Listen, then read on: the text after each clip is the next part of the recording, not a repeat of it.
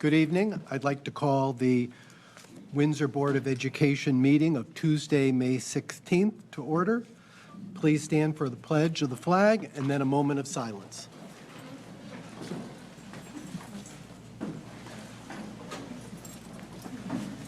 I pledge allegiance to the flag of the United States of America and to the republic for which it stands, one nation, under God, indivisible, with liberty and justice for all.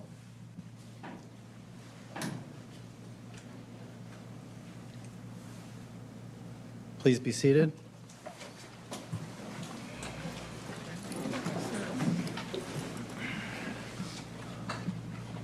Good evening to all, and next item on the agenda is always an exciting one when we get to celebrate some great students in Windsor. So I'd like to turn this over at this time to Dr. Hill. Thank you, President Fury. So as you said, this is a great time of year, and it's always nice to honor students. So tonight we're going to have our CABE Student Leadership Awards presented. So each year, the Windsor Board of Education recognizes 2 outstanding students from both Windsor High School and Sage Park Middle School to receive the Connecticut Association Boards of Education Student Leadership Award. This award was developed to give local boards of education a chance to reward student potential. Students who are selected exhibit exemplary leadership qualities as defined by a list of criteria developed by the CABE Board of Directors. So to introduce the recipients from Windsor High School and from Sage Park Middle School, I'm going to call the principals forward. First, I'd like to ask Principal Breon Parker from Windsor High School to come forward so he can introduce the recipients from Windsor High School.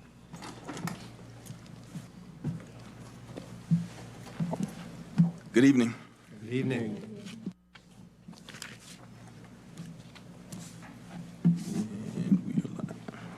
So tonight I have the privilege to present you with 2 outstanding Windsor High School Senior Award recipients of the CABE Award. I observed their leadership voices evolve throughout their 4 years at Windsor High School, developing into the role models they are today. While several students at Windsor High School are worthy of this award, these 2 student leaders have separated themselves throughout their academic performance, hard work, dedication, and student advocacy. So the first recipient that I'd like to introduce is Ms. Sage Dehaney. Sage engages in extensive community service initiatives such as fundraisers that benefit breast cancer research and treatment, food drives connected to local churches, and anything that supports engaging students and youth. Her smile and spirit are infectious, and she's the type of person that will not only brighten your day, but enhance your heart. Sage is always positive, and at times where I thought she could have the right to feel slighted, she will go into action planning mode and graciously say, "Mr. Parker, we've got this." While thoroughly embracing all people and cultures, Sage upholds a strong sense of responsibility in modeling and illuminating Black excellence. Since her childhood days, Sage has been socially aware of the marginalistic views attached to people of color. These observations and experiences have motivated her to facilitate public speaking along with partnerships with peers and adults and participation through organizations and programs such as Anytown, the Windsor High School Leadership Council, Leadership of Greater Hartford, the National Black Cooperative, the Windsor High School Action Club, and the End Racism Now mural in the towns of Windsor, just to name a few things. Sage has exhibited time and time again that she holds the skills to excel at anything that she does, but I believe her potential is something I don't think we can actually forecast. The sky's the limit for this young lady because her work ethic is impeccable. Her character and infectious personality are arguably her most outstanding attributes, and her efforts to help others extend well beyond the walls of Windsor High School. I could go on and on about Sage's efforts, potential, and what she means to Windsor High School and the greater community, but I will close with this. Sage is the epitome of a Windsor portrait of a graduate and embodies all of the CABE leadership skills with emphasis on the willingness to take on challenges and concern for others. I feel fortunate and proud to be her principal and can't wait until we witness her impact on this world. Sage will be attending Howard University in the fall, leaning towards a major in criminal justice. Members of the board, I present to you Sage Dehaney.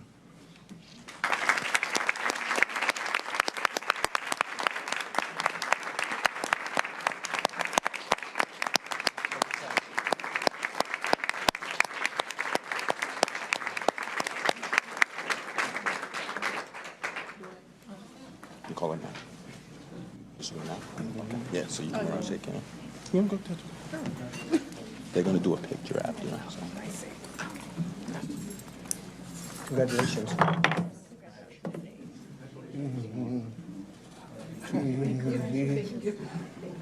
Congratulations.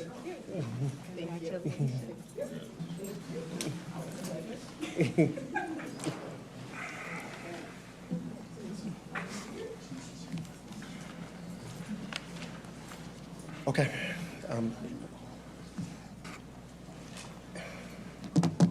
going to take a quick picture? Board members.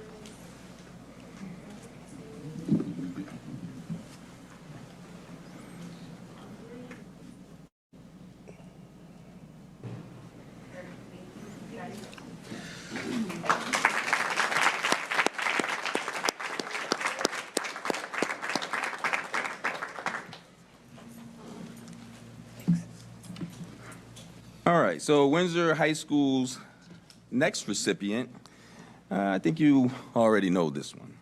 So Tristan Davis, as you know, Tristan is Windsor High School's second semester representative and is doing a tremendous job. Seated to my left. If you have been to any of Windsor High School's musical performances, you would have seen Tristan in action doing what he loves. Tristan has been committed to the trumpet and creating music since a very young age. In addition to music, Tristan has proven to be a solid and consistent student, role model, and a leader. But what stands out most about him is his work ethic and the pride he takes in everything he does. Tristan is a student advisory leader, leading SEL lessons during our Connections block to Windsor High School underclassmen. And he has been committed to 4 years at our Air Force JROTC program. He currently serves as Operations Squadron Commander. He is a 4-year member of the Jazz Ensemble and Symphonic Band, assuming these leadership roles in his junior and senior years. Tristan is very planful, intuitive, and embodies every CABE leadership element, with emphasis on honoring commitments and diplomacy.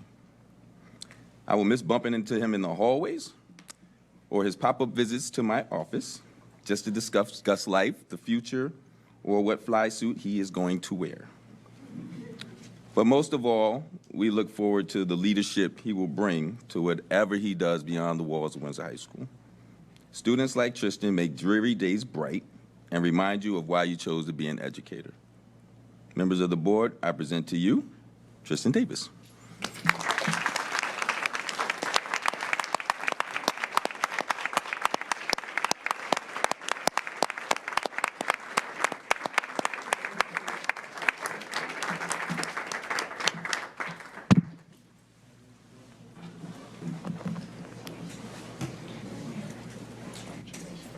Congratulations, I'm proud of you.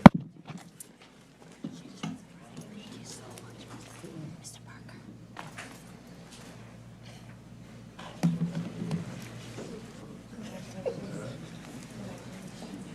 Moses, it's good to see you.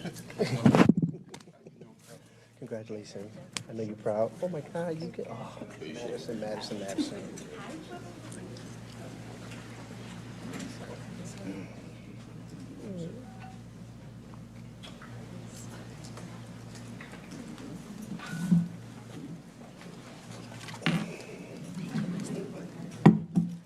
Folks gonna see my face. 1, 2, 3.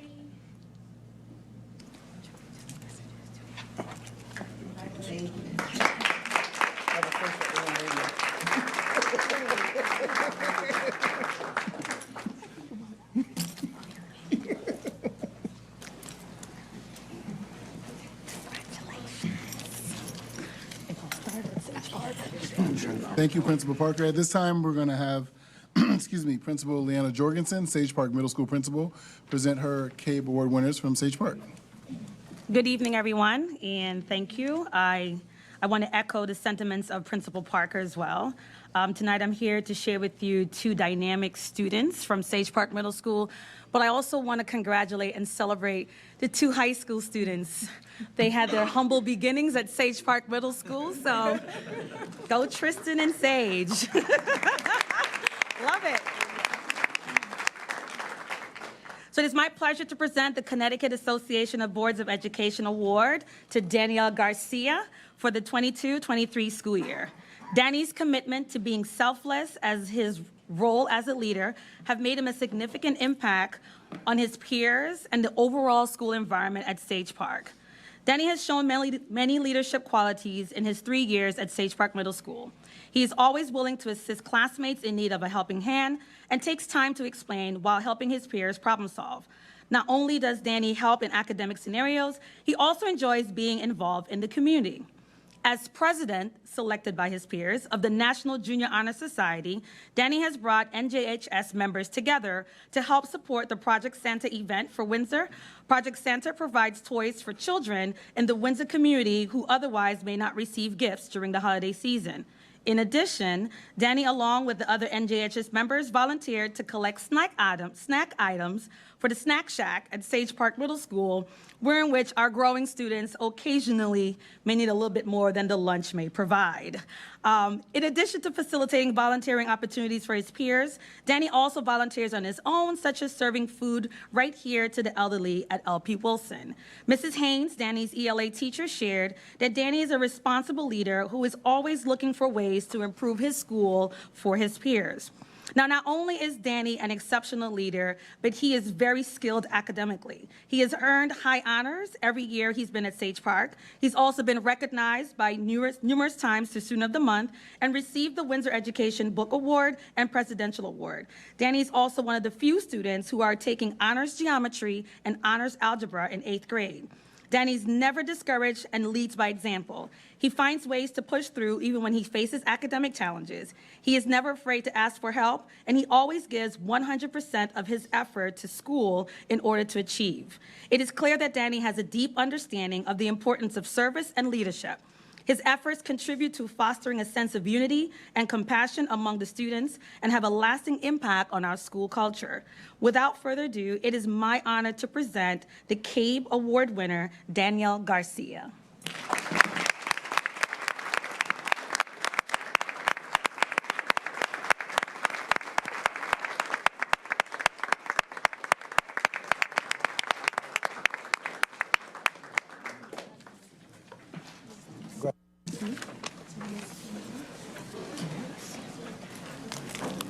Congratulations. Oh. Did they give it to you before or after? I don't even know. I don't know which one of these. Let's go.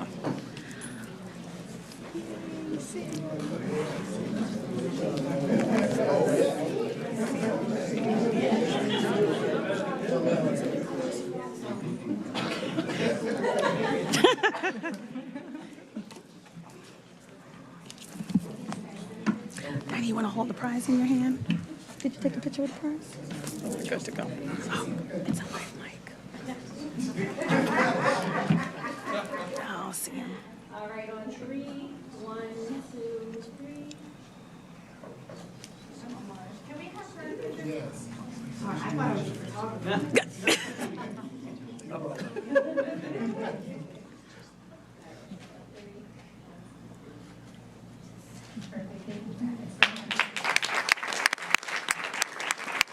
Lourdes, this prize.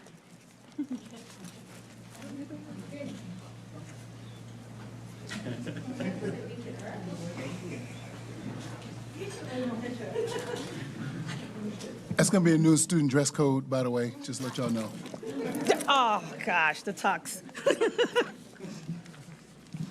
All right, for my next outstanding student, it is my pleasure to present the CABE Award to Cheyenne Downs for the 22-23 school year. So Cheyenne has earned this award as a result of her leadership and dedication to making the Sage Park school community a better place for all students. Mr. Guerrera, her social studies teacher, shared that Cheyenne is mature beyond her years and has shown time and time again that she focuses on whatever goals she sets to achieve for herself. She's a hard worker who understands the value of time and does not hesitate to put in extra hours to turn something adequate into excellent. Cheyenne has proven that she's always willing to take on challenges, even when they are complicated. Cheyenne fights hard for what she believes in, trust me, I know, and never takes no for an answer. Cheyenne is one of the founding members of the Sage Park Student Social Justice Club. She embodies the true meaning of a warrior princess. She genuinely has concern for equality, justice, and inclusivity, and it is evident in the way she champions the rights of marginalized communities and advocates for positive change. Her efforts have helped to foster a greater understanding among peers and adults alike in the school. Currently, our school's social justice club has blossomed, whereas students are now participating with adults and are sharing ideas from students' perspective. Through Cheyenne's efforts, she and her peers have created space where important conversations about social issues can take place. Cheyenne has been described as being kind, hardworking, and determined to do well. Her ability to effectively communicate and collaborate with others has been instrumental in driving positive change and fostering a sense of unity among students. She's a great advocate for self and diplomacy. She works well with others, but she also knows when to focus on self. Her daily decisions focus on being the best student she can be, despite having to make difficult decisions. Academically, she has shown significant growth in all of her classes. She asks questions, to understand concepts, and doesn't stop until she fully gets it. Her language arts teacher, Mr. Yeoman, shared, Cheyenne is beyond mature. It's evident. She leads by example in the classroom. She's determined. She's proactive. She's committed to mastering all concepts that are difficult and does not give up. She is respectful of her classmate and works well. Cheyenne is and will be a force to reckon with. I see great things for her in the future. Congratulations to Cheyenne Downs, the recipient of the CABE Award.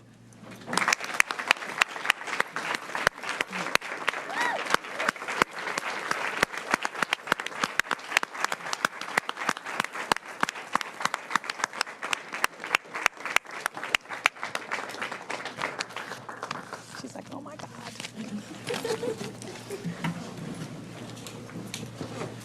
I take it for her. Oh, I owe you a hug.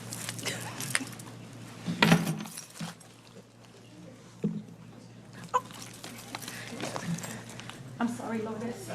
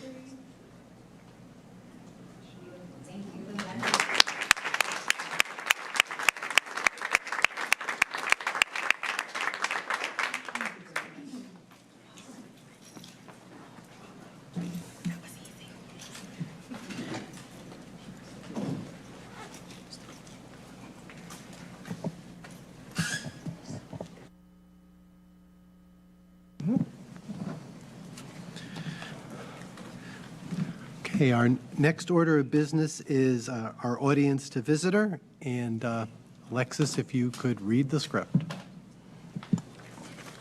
Good evening. This is Alexis Shack from the Superintendent's Office. If there's anyone from the public who would like to address the board, you may do so in two different ways. If you are using the Zoom application on your mobile device or computer, you may enter your comments into the Q&A feature located at the bottom of the Zoom menu bar. Or you may raise your hand on your computer if your device has a microphone by selecting the participant's icon on the Zoom menu bar and then clicking raise hand, or by dialing *9 on your phone. You will be given 3 minutes to speak. Please state your name and address. When you are called on, you will be promoted to panelist. After you make your comments, you will return to attendee status.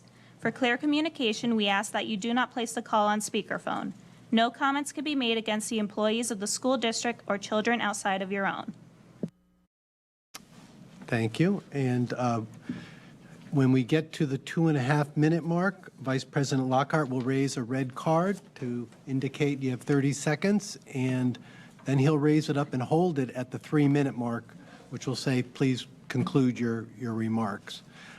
If you're on the phone, obviously you cannot see his red card, but Mr. Lockhart will try to interject at the 2.5-minute mark just to do the same thing to let you know your time is winding down. So at this point in time, I'd like to start with people who are in the boardroom who'd like to address the Board of Education tonight.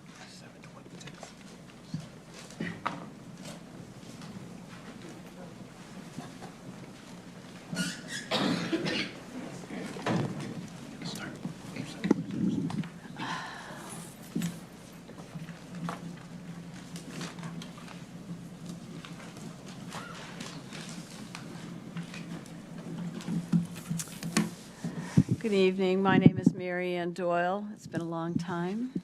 My name is Mary Ann Doyle. I've lived at 4 Kellogg Street for 30 years. My sons graduated from Windsor High School in 2005 and 2006. I'm here to support the motion to revise the program of study as proposed. I welcome the opportunity to speak to this motion and the attendant issues. There are 3 reasons that this motion is important. First, given the demographics of Windsor's population, and particularly the student body, we should feel not only a responsibility, but a sense of urgency to affirm the importance of African American Latinx studies and to teach the complex history of race, including contemporary issues. Secondly, all students should learn the accurate history of this country. Windsor's curriculum should fully incorporate the history and culture of marginalized people, including but not limited to African Americans, Latinx, and Native Americans. At Conard High School in the 1970s, I was fortunate to have history and English teachers who required reading James Baldwin, Malcolm X, and other controversial authors. This likely influenced my desire to raise our family in Windsor, a racially and economically diverse community, and later to volunteer on community projects with a focus on race and education. In 2004, I was privileged to serve on the original Committee for Community Conversations on Race, organized by town manager Leon Churchill. This was, in fact, one of the more powerful experiences of my adult life. Finally, when good options exist, isn't it always better to allow students to choose their own curriculum? Forever, Board of Ed members have been saying we need to keep Windsor students in Windsor schools. Research shows us that giving students choice raises a higher level of engagement and success, and therefore letting students pick this course or another course, the other course, in fact is just good education policy. Additionally, this course might be exciting in the relevant work that engages our students. And so I hope the superintendent will track their interests and feedback. As a matter of fact, I wish I could audit the course. Perhaps this country's history makes us uncomfortable, and it should, but that discomfort should spur us to act with courage to do the right thing. Thank you for proposing this revision and giving the community an opportunity to speak to the importance of it. Today, I hope that we will move forward as a community, however incrementally, to support the motion. Nonetheless, the proposed motion is just a step forward. It is not the final solution. To that end, we must ask the board's president and the superintendent, what steps will you take to complete the task and reach the goal of teaching the true and complex American history to all students at all levels? Thank you for your time tonight. Thank you.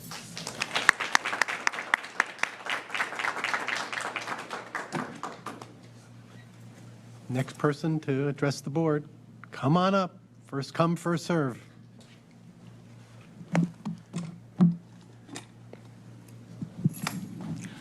Good evening. My name is Eric Weiner, 130 Palisado Avenue. I come to you this evening to offer some praise and to prod yourself to move in certain directions. First, to the 4 students that were honored today, incredible, just amazing.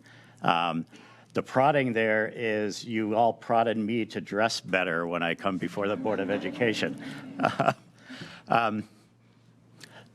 I was thrilled to see the evolution of the school district's curriculum in the high school and fully support, as Ms. Doyle stated, the adoption of the curriculum change up for discussion tonight.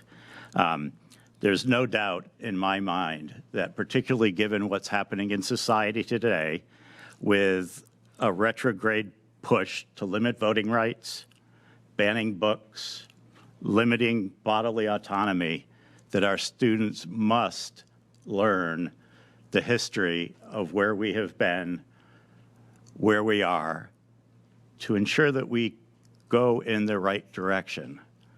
My big prod is do not give in to backwards-looking ideas and concepts, some of which has been expressed by members of this board, to move back to a time that never existed. We must move forward and not allow a past fantasy of what the world might have looked like back in 50, 60, 70 years ago.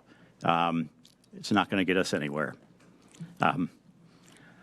Quick switch of change, direction for prodding. Windsor turns 400 years old in 10 years. In 2033, we'll be celebrating our 400th anniversary as the first town in Connecticut. I would encourage you to start thinking a little bit longer term than the next 1 or 2 budget cycles, to start to address where you would like the school district to be in 10 years and set yourselves some pretty aggressive goals. And use that as an opportunity for a community conversation about what the students, citizens, faculty, and administrators are looking for the Windsor Public Schools. We have greatness ahead of us, but we also have work to do. The newest school in Windsor was Oliver Ellsworth. I opened that as a 3rd grader, and that's a long time ago. We have underinvested, and we need to ramp up our investment dramatically. Our town has 2 main goals: life safety and education. I believe everything else is gravy. Thank you. Thank you.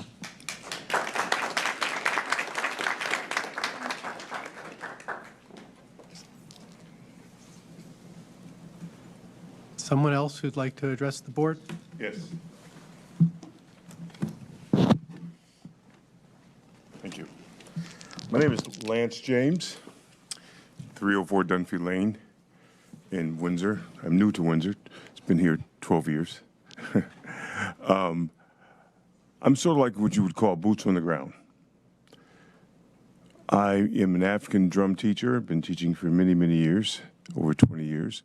I have the largest African drum organization in Connecticut. I had done work here in Windsor as well, in Windsor schools. And part of my program, we started talking about SEL. We started talking about social justice. So we'll sit down in the drum circle with my students, and we'd play the drums, because that's one of the reasons they're there for. And then we'd open it up to discussion. Today, the children, the students want to know. They want to know what's going on. Why has history been thwarted? Why has history been omitted? Why has history been changed? And how come we're not talking about all history, the indigenous Indians? I was fortunate enough at 5 years old to 10 to be a part of the Islamic nation. And I was taught history through the Nation of Islam, and was not the history I was learning in school. So I would raise my hand when the teacher said Columbus discovered America. And I said, and I think 3rd, 4th, 4th grade, how can he discover America when there are people standing on the beaches, Indians, trying to wave high because they're kind of afraid of what's next, but the high is a welcoming sign. And I got in trouble. Go along with the program. I didn't, fortunately. That's why I'm here today and can speak fairly intelligently on my history. The first thing I ask my students What's your name? What does your name mean? What is your ethnicity? Well, I can tell you mine. I have 4: Irish, Dutch, Indian, Seminole, which never signed the treaty, Seminole Indians, and African as well. And from that knowledge becomes a whole lot of conversation. Children want to find out now, where am I from? What am I about? They might find in their history that they come from kings. They come from importance. They come from a sense of pride. And pride is instilled in them once they learn about their pride.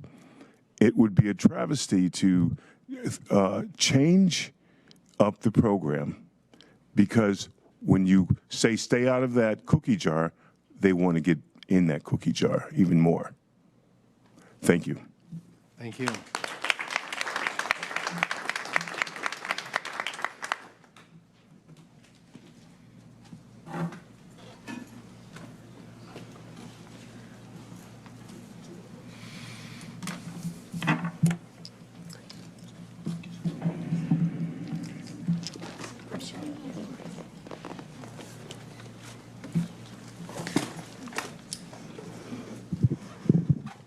Good evening. I'm Susan Kirshner Robinson, and it has been a long time since I've come before the Board of Education. I live at 19 Laurel Avenue, and I want to thank you for the opportunity tonight to express my support of the African American Latinx course that is being revoted on tonight. I think this course should be offered. I also think this course and the curriculum that it covers should not stand alone, but should be embedded in all U.S. history we are teaching K through 12. U.S. history is complicated, and I hope the development of this curriculum will expand to include Indigenous, Asian, and the many other people who are part of the American family. Leaving gaps in U.S. history creates ignorance. Honest conversation can be so hard. However, it is very healthy. And we would not have a Board of Education sitting here questioning whether we should be teaching the latest advances in chemistry or in math to our students. Both my children attended Windsor schools K through 12. And during my time in the schools, I participated in conversations on the achievement gap and conversations on race. Both of these conversations motivated me to become a facilitator in these programs. More recently, when I was president of the Windsor Library Association, the association partnered with the Windsor Public Schools and the Windsor Public Library in supporting the summer reading kickoff at Wilson for their June 18th program. Again, this course is a small first step in providing curriculum that reflects what has occurred in U.S. history. My hope is that the U.S. history course in our future will encompass the many cultures and people who are part of the U.S. family, and that this is not an option, but it is information and curriculum all of our children are exposed to. Thank you. Yeah.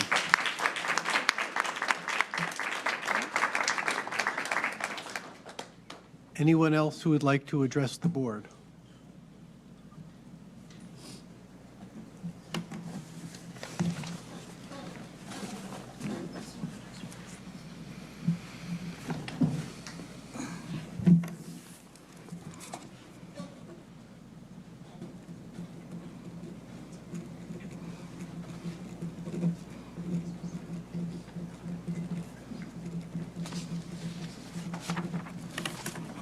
Okay.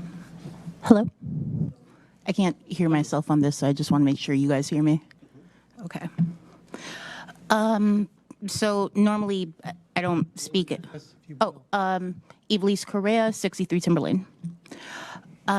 Normally I don't speak at these meetings. I'm usually at the Connecticut General Assembly this time of year, but I felt like it was very important because my children are currently Windsor students. My daughter graduated last year, but my son's a freshman. I have 2 more that will be graduating from Windsor High as well in a couple years. I remember when this curriculum was being debated. It was legislation introduced by a Hartford teacher named Bobby Gibson. He taught at Kinsella, and this was a heavily debated bill, which passed for obvious reasons. This is education that we need. So now that we're revoting on this legislation, I'm a little frustrated that we do have to go through the second vote. Every February, our students have MLK shoved down their throat, their Rosa Parks out. But our students don't have any knowledge about MLK and the ties to Windsor Shed Tobacco. They don't know exactly why it was in 2020 that the statue of John Mason was removed from over in Windsor. So these are things that students should know. These are things that would be part of the curriculum. And when we talk about American history, we would really be robbing our students if we did not give them this opportunity for a full curriculum. Something that's not watered down, something that's honest. Kids talk a lot about how they get most of their history lessons now from TikTok. And I believe that Windsor should be at the forefront of this because we have so much in our town's history when it comes to things that will be in this curriculum. Our town sometimes was the catalyst for it. So it would be a shame if we really gave up this opportunity when Windsor, Connecticut has been such a big part of history. So I yield my time, and if you guys have any questions. All right, well, thank you. You.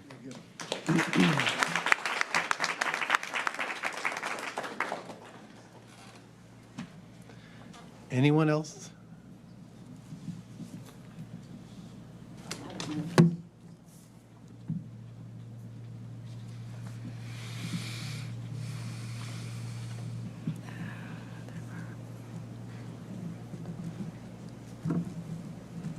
Hi, Sally Grossman, 34 Remington Road. So I was born and raised in Windsor. I went through the Windsor public school system. And when I had children, I have a fourth grader and a kindergarten who are now in the Windsor public school systems. I knew that I wanted to raise them here, and I knew that I wanted them to be educated in this town, because I realized that this town, what we have here, isn't normal. It is not what happens in other part of the country. We have such a diverse population, and that is a gift for every parent here to give to their child in order for them to be educated in the school system. The problem is that this already passed. You guys already voted to have this curriculum as part of like a social studies credit. And so I don't know why we're here. It's a waste of time. It's a waste of time for us to do this again. This is not a change in curriculum. This is nothing that requires a 2/3 vote. So really what is happening here is everybody came out to basically just give into, some racist white people on the board. And this should not be acceptable. We shouldn't all be here. It really is a waste of time. So I just hope in the future that we do better and that we don't just have everybody come out to say what we've already said, to support what we already support, because our town overwhelmingly supports this. This is why we voted for who we voted for on the Board of Ed. So that's it. Thank you.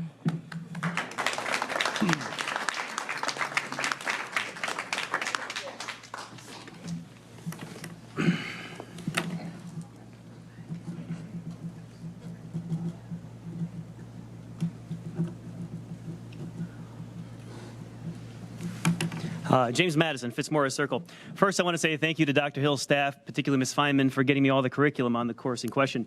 It's an excellent course. I love it because it talks at length, actually, about black entrepreneurship and black capitalism throughout the 20th century and even into the late 19th century. Love that aspect of it. The Black and Latino Study course is not on the chopping block today. I just want to be really clear about this, right? This is already passed. It's already offered to juniors. It's already there. Nobody's challenging that. The question in front of the board is whether freshmen should have the option of taking the Black and Latino Study course instead of the Early Global History course, right? Now, my concern is that the Early Global History course will now effectively be optional. So instead of having to take world history, early world history, having to study early world history, understand the entire planet and all the cultures on it, students are now going to have the option to take a more narrow course, important as it is. But I'm not concerned about whether it's Black and Latino. I'd have the same concern if it was Asian. I have the same concerns if it was Greek and Italian. I have the concern about letting kids opt out of early global history, which puts them behind and then puts them further behind when they go into late global history. Now, what's particularly challenging about this one is that the Black and Latino study course is going to disproportionately attract Black and Latino kids. We know this from Dr. Hill's chat and show where he talked to the teacher who's actually teaching this course, which is not being challenged. The problem is, if you route Black and Latino kids towards this course, which is de facto going to happen, I know it's open to everybody, but that's what's going to happen, disproportionately, Jewish, Asian, and white kids are going to take the world culture course. And they're going to go down the world path, and they're going to all get released into the global economy together. We're all in a global economy, whether we like it or not. And we're all going to compete in a global economy. And the kids who are as thoroughly prepared as possible to compete in the global economy are going to have an advantage. And because this course is going to disproportionately attract Black and Latino kids, it's going to result in a disproportionate number of Jewish, Asian, and white kids going into the world studies course. And when they're all released in the job market, there's going to be a disproportionate advantage to anybody who stayed on the global track. And again, this has nothing to do with Black and Latino studies. It has to do if it was any other thing distract you from understanding the globe, the cultures, and how that feeds into the world economy, because the success of the kids in the future is what I'm concerned about. One of the great purposes of history is to ask yourself how to use it to your advantage in the future so you can be more successful. And if you study the global track, you're going to go out there and you're going to be more competitive in the global economy, you're going to have more opportunities, you're going to have more income. And if you get off that track for whatever reason, it's going to be less of an understanding of the world. And this class will disproportionately, this excellent class with great curriculum that talks about Booker T. Washington at length, one of the great capitalist thinkers of the modern age, nonetheless, it's going to distract from the track of global understanding, and it's going to disproportionately harm the very people you're trying to help. Thank you. Anyone else who would like to address the board? Anyone else?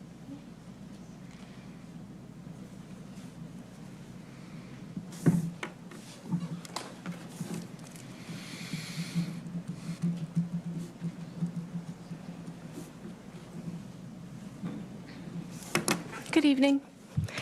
My name is Gabby Barnes, and I am not a Windsor resident. I am a Hartford resident, but I grew up here in Windsor, and I graduated from Windsor High School in 2005. I am wildly in support of the option for freshmen to take an African American and Latinx survey course. That was not offered to me when I was in school, and quite frankly, I left school feeling very disengaged and did not re-engage with education until college. As a result of taking gender and sexuality courses and African American history courses. Through those courses, I was able to see myself as a global citizen and understand my people's contributions to the global society. Black and Latinx people make up the global majority of this world, and their contributions have been very, very, very well documented, but are not being shared with our students. I echo the sentiments of another speaker today in that I would love to take this class, so I hope that at some point you will consider an alumni option. I will pay. And I also echo the sentiments of another speaker tonight that lots of kids are getting history on TikTok. And why not put education back in the hands of our schools and allow them to learn these very contentious and very challenging topics with the support of an educator who can walk them through what they're feeling and what they're experiencing. I'm sure there's more to be said tonight, and I would like to leave the floor for others to do that. Thank you. Thank you.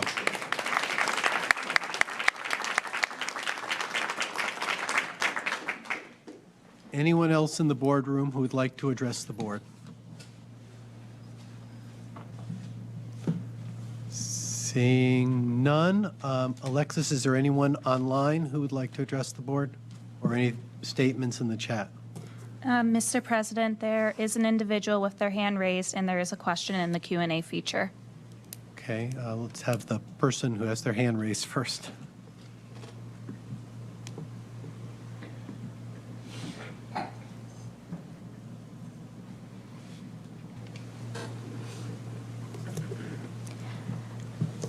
Next caller, you may speak. Please go ahead and state your name and address. Hi, my name is Becky Jacobson, and I live at 50 Lighthouse Hill Road. I'm here to speak about the African American and Latinx history course that is being offered as an option for Windsor High School freshmen. I simply want to make sure that we are having the actual facts presented here. This African American and Latinx history course is required to be offered by the state of Connecticut. The state of Connecticut developed this curriculum, not Windsor Public Schools. The state of Connecticut chose Windsor, along with a small number of other districts, to be the first to offer this course 2 years ago. This course has been offered at the high school for 2 years already. This repeat vote tonight does not debate the curriculum of the course. This course has previously been offered for credit as an elective, and this vote only determines if the course can be counted as a social studies credit towards graduation requirements. This course is given as a choice. The only mandated or required social studies course for graduation is a half-credit course on civics that is taken in the senior year. You have to have 3.5 social studies credits to graduate, so there's plenty of choices. Every year prior, there are at least 2 courses to choose from. This is not a woke history course, but it is simply history. Anyone who believes themselves to be a true patriot can tell the difference. All of the curriculum in this course can be accessed at https://PA1912.serc.co. If you're really concerned about the curriculum, go check it out. SERC stands for the State Education Resource Center. But again, this is not a vote that debates the curriculum, only whether this course is offered as an elective credit or a social studies credit to freshmen. There is also not a 2/3 vote required for this to pass. A simple majority will suffice. Therefore, certain board members are ready and willing to waste the time of the district and its educators and parents and taxpayers by demanding another vote. And as a parent and a taxpayer, I want this district to be able to focus on how to do best by its students and by its educators, not prove that a few racist white people know how to stomp their feet and throw a tantrum simply because they can. Connecticut is one of the top 5 states in the nation for education in K-12. 30 seconds, please. States that argue against courses like what Connecticut offers are usually ranked in the bottom 10% of the country. Are these the results we're trying to emulate? And do the board members who rail against offering these courses as options, because again, it's an option, really have the best interest of Windsor students at heart? Or are we trying to move in the direction of states like South Carolina and West Virginia, which are ranked in the bottom 10% of the nation in K-12 education? Time. I believe this vote will pass regardless. Ms. Jacobson, your time is up. Thank you. Thank you.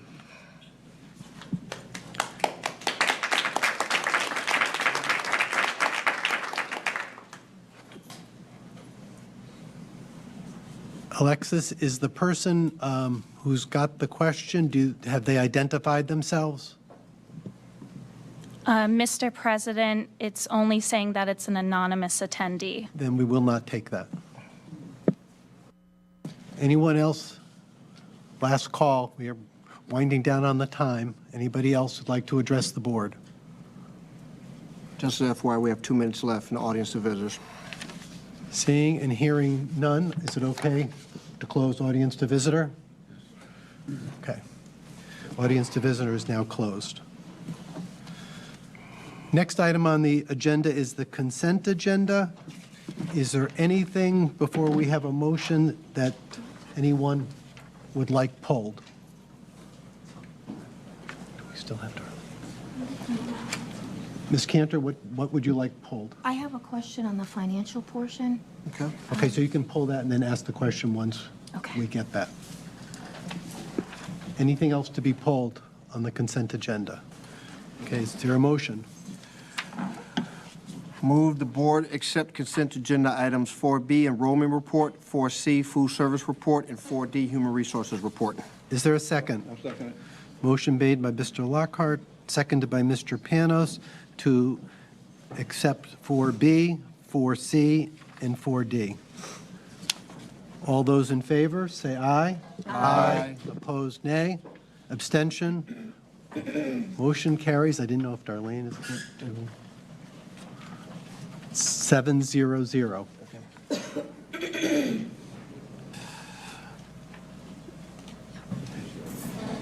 Is there a motion? Yes. Move the board, I won't speak until you recognize me. I recognize you.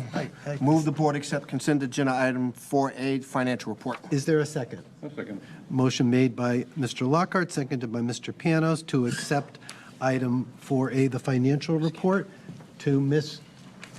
Cantor. Thank you. I was just wondering if there was a sufficient amount of funding in the Pequannock School for the strings class this year, and also the health class, because there was concern brought about that, because some of the students did not have the same number of health classes at Pequannock versus OE.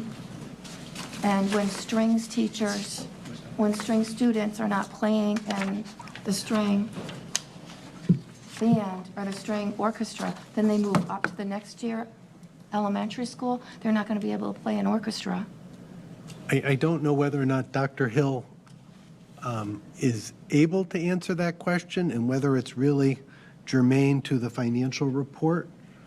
And if Dr. Hill isn't able to give us some answer today, if he could get back to us, would that be sufficient? That's fine. I just want to make sure that students can do it. It was for this year.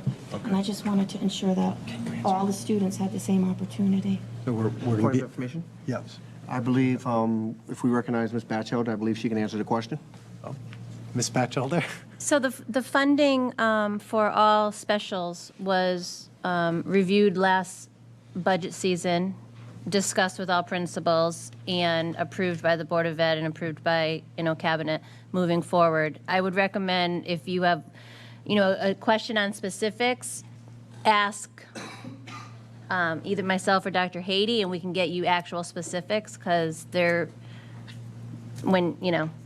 think things get misconstrued. Thank you. That's sufficient, and to get us back to the information about the equity there. Okay, we have a motion to accept the financial report. All those in favor, say aye. Aye. Opposed, nay. Abstention? Motion carries 700. Next item on the agenda is approval of minutes of April 18th. Is there a motion? Thank you, Mr. President. I move to approve the minutes of the April 18th, 2023, 7 p.m. regular meeting. And is there a second? Second. Motion made by Ms. Taylor, seconded by Mr. Panos to accept the April 18th minutes. Is there any discussion? Seeing and hearing none, all those in favor say aye. Aye. Opposed, nay. Abstentions? Motion carries 700. Student representative report. Tristan. Good evening, everyone. Good evening.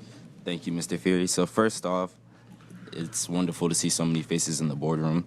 So it is a wonderful time to be a Warrior, as there has been so much that has happened in this past month to month and a half, starting with our mental health day that was brought to you by Dr. Braze and Mr. Parker, that featured snow cones, help for our capstones and study halls, or even laser tag, anything you could think of, even cupcake decorating. It was a wonderful time, and it was definitely a time to relax and de-stress. Second, I'm going to go to seniors with their college announcement. It was wonderful to announce finally, and also to just see everyone happy for their post-secondary plans, whether it be college, military, trade school. Now we have our music department winning big at our adjudication weekend in Pennsylvania, coming home with all excellent and superior awards. It was amazing to see all the hard work pay off. So we have our choir and our jazz ensemble winning first overall. So now we are going to switch gears to our other side of our departments, with our stagecraft crew, our unsung heroes pretty much. Them doing amazing work with our sound quality, our video, our lights. So you can check out their work at the Dub Hub YouTube channel. That being said, it was amazing to see our strings and our choir concerts as they're producing on such a high level every single year. And we have our final spring concert, our band concert, at 7 p.m. Windsor High School on Thursday in Milo Peck Auditorium. Please, please, please come. This is going to be the biggest band concert this district has seen yet. That being said, we have 2 students that were recognized for Scholar Athlete Awards, really putting the students into student athletes, really going crazy, whether it be straight A's, whether it be being leaders in the classroom and outside of the classroom on the track field. Now we have Teacher Appreciation Week, which it was great to see the teachers in high spirits, whether it be after-school activities with ice creams or even meetings and engaging with their peers.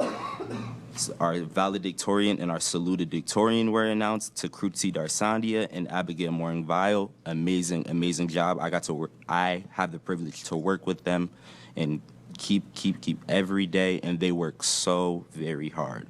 That being said, we had our junior prom. You guys look absolutely stunning. You guys never fail to impress. And Monday morning, we had our NGSS science assessment that concluded to a 2-hour delay. Amazing job, juniors. So our upcoming events are our senior outing on Thursday, our band concert on Thursday, our art show on Wednesday, 6:30 p.m., our Shad Derby on Saturday morning to afternoon, senior prom Saturday night, and graduation June 14th. So thank you, everyone. And as I start to conclude my term, as my last meeting is next meeting, I just want to say thank you for the opportunity. It has been amazing to represent the students, and thank you to the students to putting your trust in me every single month. Thank you very much.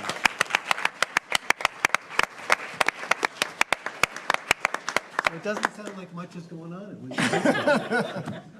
on. Questions for Mr. Davis? Mr. Lockhart.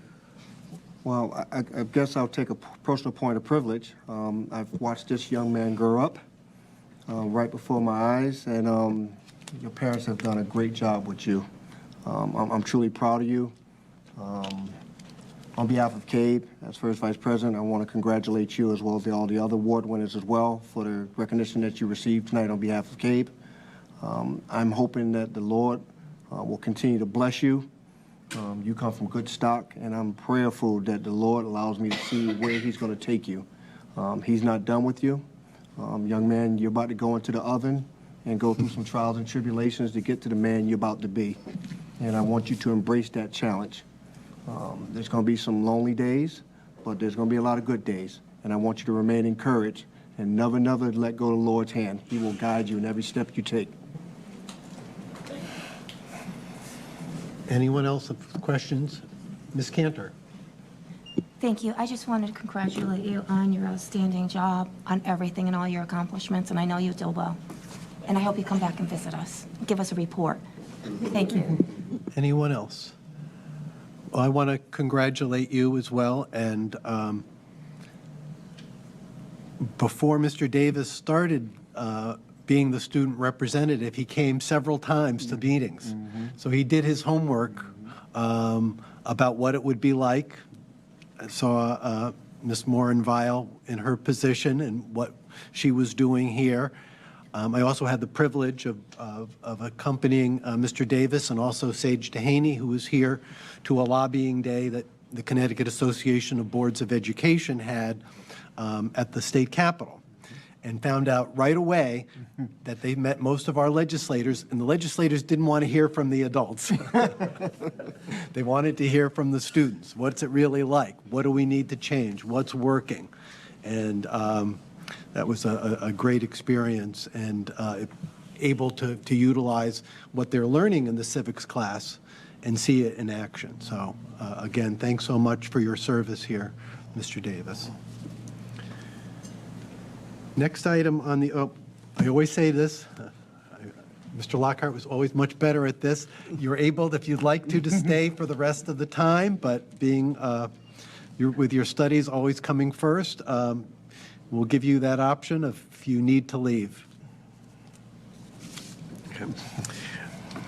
Next item is the president's report. I was able to attend all the teacher and staff appreciation breakfasts, as did Mr. Lockhart, and saw Ms. Cantor at several as well, and Mr. Panos as well. It was great to be able to see that many people out and be able to at least give one day of recognition of the breakfast to staff. I attended the STEM and ELA night at Ellsworth with Team Paragon. We had a robotics demonstration where students were actually, young elementary school students were able to drive the robot, and the robot is still in one piece. I attended the World Language National Honor Society with Vice President Lockhart and Superintendent Hill.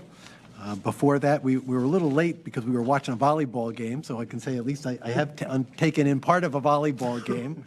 An amazing boys volleyball, which is a brand new sport, and we're doing very well, including one young man who's, I believe, has a scholarship related to being a volleyball player. So hats off to him and the team as a new team. I spoke at the National Honor Society induction and wishing all the inductees well. There was a big group this year, and it shows the kind of leadership that we have, in not only academics, but in leadership and community service that goes on in Windsor Public Schools. I attended the other night the Sage Park Expo, which is showing the different enrichment clusters. There was great number of dancers as well as different clusters in the gym, in the library, in the cafeteria, and I believe I saw Mr. Halleck there as well. I was there. I attended the choir concert along with Ms. Taylor, Mr. Lockhart, Mr. Wollaston, and Mr. Panos, who even posed with a picture with us. Reluctantly, I think. We had to drag him up there. I've been attending, as I mentioned, the volleyball team, but also a number of other sports, baseball, JV baseball, in fact, travel JV baseball, and softball as well. And everybody's doing well. That is my report. Any questions? Seeing and hearing none. The next is the school liaison reports. The first is Windsor High School, Ms. Taylor, and then Mr. Wollaston. Thank you, Mr. President. It's so difficult to go after Tristan and you. And so I do feel Dr. Hill's pain of being going last. Yes, right, exactly. I'll say this. I echo everything that Tristan said. I couldn't have said it any better. I always say tune into the Dub Hub because that's where you can get all of your information. But I have to lift our musical department. As President Fury said, we did attend the concert this past week. But I was there, as I mentioned last meeting, as a chaperone. And to be in the space and see the level of professionalism that these students carry with them outside of the classroom, outside of the school, outside of town, outside of state is just astronomical. You could hear a pin drop as they walked from the bus to the venue. You could hear a pin drop as they walked from the bleachers, or with their instruments off the stage. And then of course, all the celebrations and cheering on their peers. It was amazing. Of course, they won all those awards because they're dynamic. So shout out to Mr. Monroe, Dr. Tracy White, and Dr. Paul Pierce, because I can't explain to you, if you haven't seen a concert, another shameless plug, as Tristan said, the last one of the year, to see this man, this gentleman perform will be on Thursday. This will be the meeting before the graduation, and I just couldn't be more proud. Being the Windsor High liaison for the entirety of my time sitting on the board, I've seen so many graduations come through, and I get misty every single time, but there's something special about this class. We've got Kruti and Abby who have just been outstanding leaders, and Tristan throughout, and to see them being valedictorians and salutatorians, and I just can't wait to hear what Kruti has to say, honestly. I told her when I grow up I want to answer the phones at her business. So with that being said, just congratulating the class of 2023. I'm honored to sign your diploma diploma. And keep doing what you're doing. We can't wait to see what you do next. Thank you. Thank you. Mr. Willison. Thank you, Mr. President. Just echoing the sentiments of Ms. Taylor and our buddy here, Tristan. I got to say first, congratulations to the student athletes, our scholar athletes. It's one thing that we have such an amazing athletic program here at Windsor, but it's another that they are performing so well in the academic aspect as well. So congratulations to them. And also I'd like to share congratulations for Kruti and Abigail as well, as they're doing amazingly in leading their peers. We've worked very close with both of them. Kruti has spoken at many CAPE conferences, and Abigail sat up here right at the dais with us, and it was just amazing to see and work with them. And lastly, I would like to conclude just by mentioning what Ms. Taylor said as well, speaking on the music department. I was blessed to be able to sit at the spring concert. Was it last week? Yeah. Time flies so much, you lose track of the days, but it was amazing. It was amazing, to say the least. Like, these kids are doing things with their voice. And I was telling Miss Taylor as we sat in the concert, a lot of these kids just went through puberty and had their voices changing and all this different stuff with their bodies and their voices. But under the direction of Mr. Monroe and under the direction of Dr. White, they're doing amazing things. They're very skilled, and we just have a lot of good going on in Windsor, and I'm very proud to be representing here. Thank you. Thank you. Any questions for our Windsor High School representatives? Seeing none, we'll go on to Sage Park. We'll start with Mr. Halleck. Thank you, Mr. President. As you mentioned, Mr. President, I attended the cluster expo last week. It was definitely great to see our students take pride in their clusters. Definitely got to visit a lot of different rooms. One of my favorites was the garden club.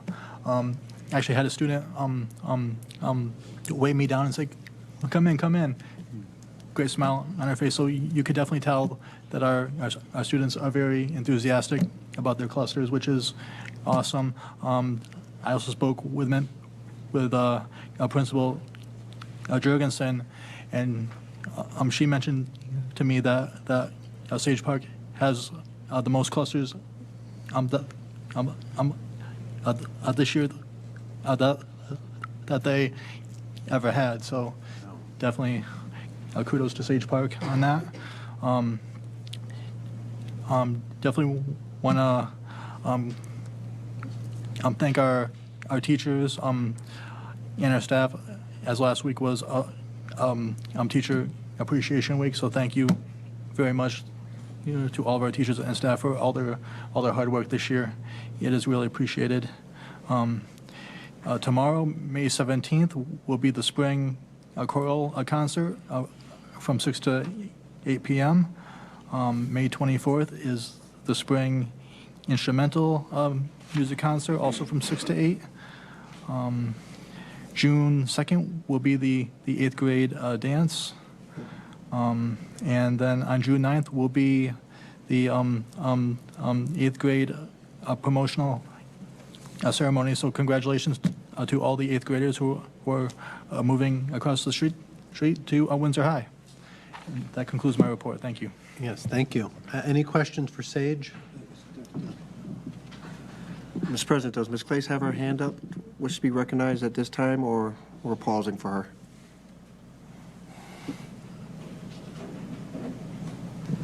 Mr. President, she did have her hand raised. Do you want to see if she wants to comment on Sage Park, or? Ms. Clace, I asked you to unmute, so you should have got an indication on your phone.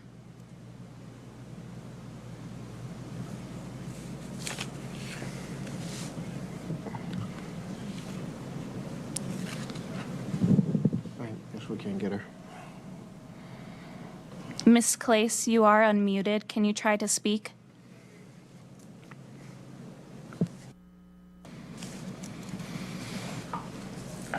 No? Okay. Thank you for trying. Next report is Clover Street. Thank you. So pretty much it's the end of the year. It seems like every time I go into Clover, Mr. Farr chases me down and gives me more things to look into, so I'm glad about that.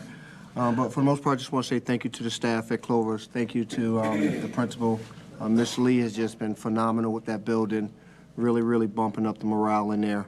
And I had a great time in there with the teachers, definitely during the teacher appreciation breakfast. So I know the teachers are counting down the time to enjoy their break. Just want to say thank you for all that you've done. And if we don't speak, enjoy your summer, and I look forward to you coming back refreshed in the fall. Thank you. Any questions on Clover? Okay, Ms. Cantor, John F. Kennedy School. Thank you. This month we celebrated Teachers Appreciation Week, and we went to a lot of the schools, and Principal Wood did an excellent job supporting our teachers and the staff. I think she's done a great job there. We also celebrated Administrative Assistants Week and Nurses Week. They had a PTO meeting, and it was attended by Principal Wood and Mr. Gagne, as well as some others. They completed their SBAC testing during the month, and they will be having on Thursday, May 18th, a combined spring concert. It starts at 6 p.m. They also have a school-wide art show on Monday, May 22nd. They have field day on May 26th. The rain date is June 5th. Grade 5 picnic is June 1st, and they want volunteers. They also have a book fair coming up. It's going to be in the library. It's May 31st through June 2nd. They're also looking for volunteers to help out with that. And there is also swimming tryouts for the Windsor Water Rats. It starts May 22nd through the 24th and 25th, and it's for 5 years to 8 years of age, and you can sign up at windsorwaterrats.org. And they're also celebrating speech language pathologists because May is Better Speech and Hearing Month, so they help children and all people. And that wraps it up. Thank you. Thank you. Any questions for John F. Kennedy? Okay, Oliver Ellsworth, do you know if there's a report, Mr. Panos? Hi, thank you. Yes, yesterday they had the Strings Assembly and the Strings Concert. They even, apparently they had one of these beats and they did their own music to it. It's quite interesting.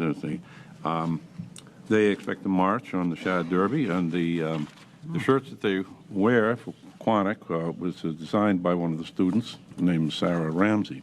So they're quite proud of it. She won in a competition. They expect to have the field day on May 31st. A lot of parent volunteers there and wonderful activities take place there. They very much appreciated the teacher appreciation week. I went there. That was fun. They are looking forward to in June, the senior walk. I guess the high school students go back to the early days, and the kids get a big kick out of that, meeting the kids, seeing how things are going to be in high school. And on June 2nd, it's going to be Playground Day, and it is going to feature some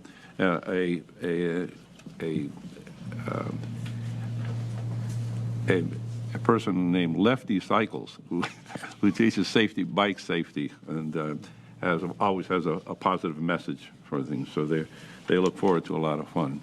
So I think that they have. By the way, Stop and Shop in Windsor. If you buy a reusable bag, and just mention it, $1 goes to the Pequannock slush fund. Excuse me, the Pequannock School, the student activities. So that's my report. Thank you. Any questions regarding Pequannock? The only thing I have for Ellsworth is because I think I've been voluntold to help with the book fair, which is going to be on May 18th.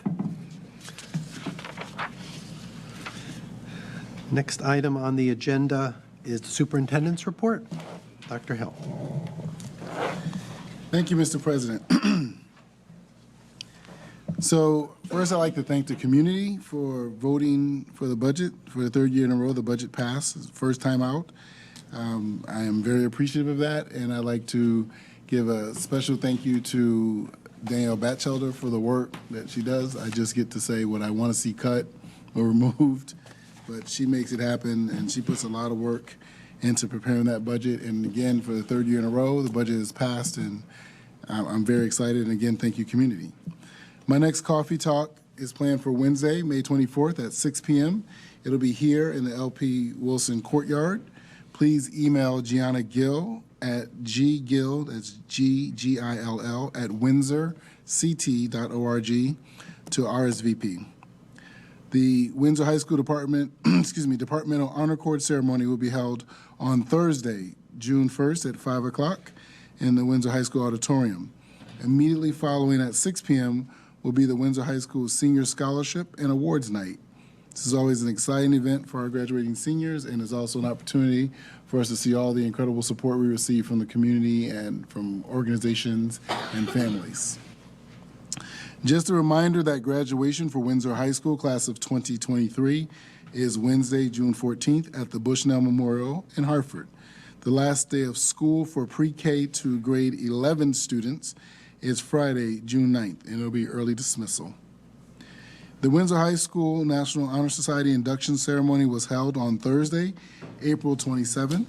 President Fury congratulated the new inductees, and I like to also say I was happy because as a parent is one of the times I got to enjoy the hard work of my youngest child, Adia, so she was inducted to National Honor Society.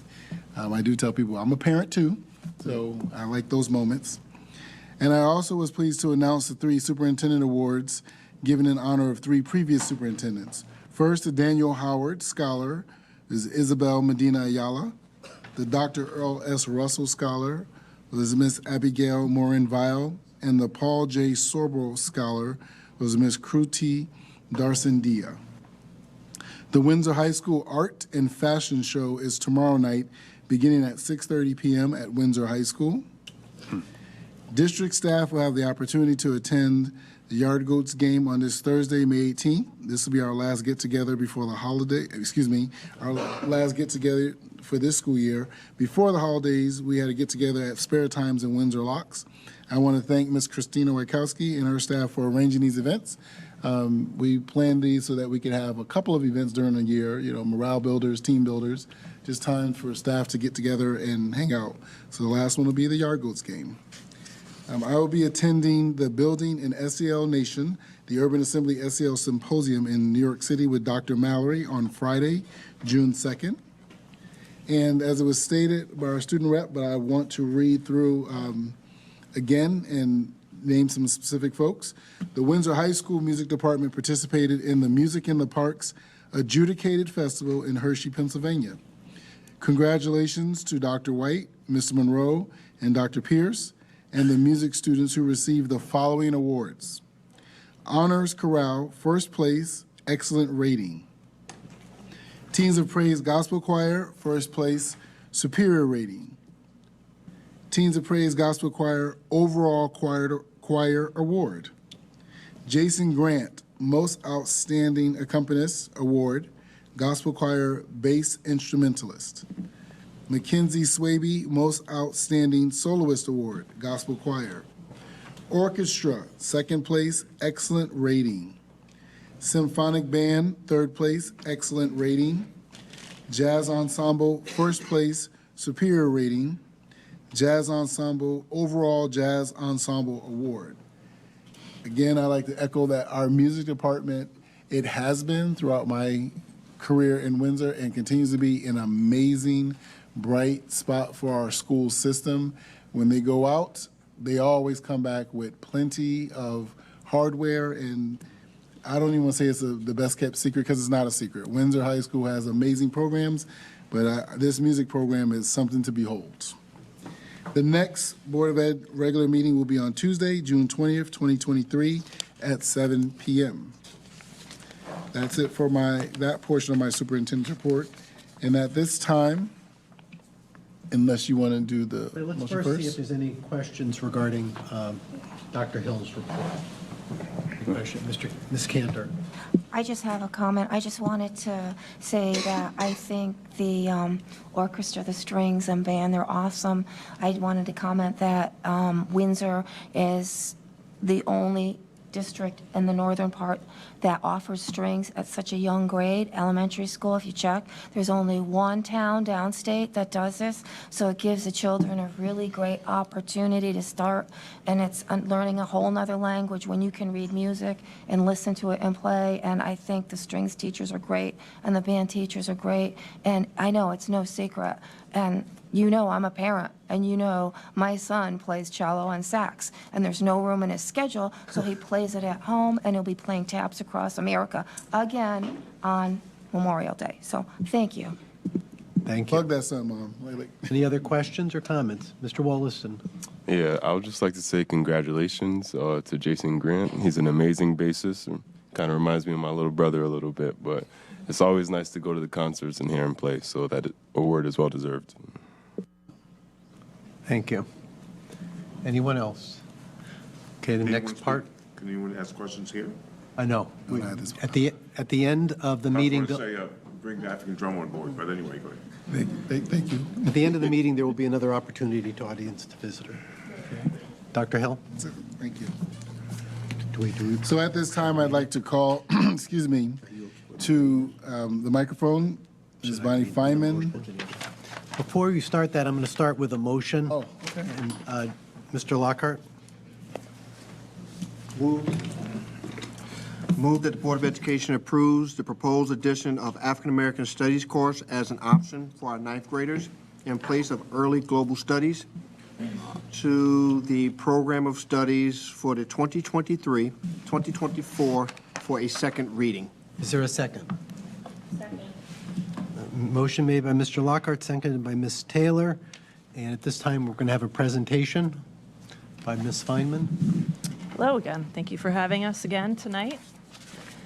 Bonnie Feynman, Director of Arts and Humanities for Windsor Public Schools. I have with me my esteemed colleague, Deja Brabham, who I brought with me last time.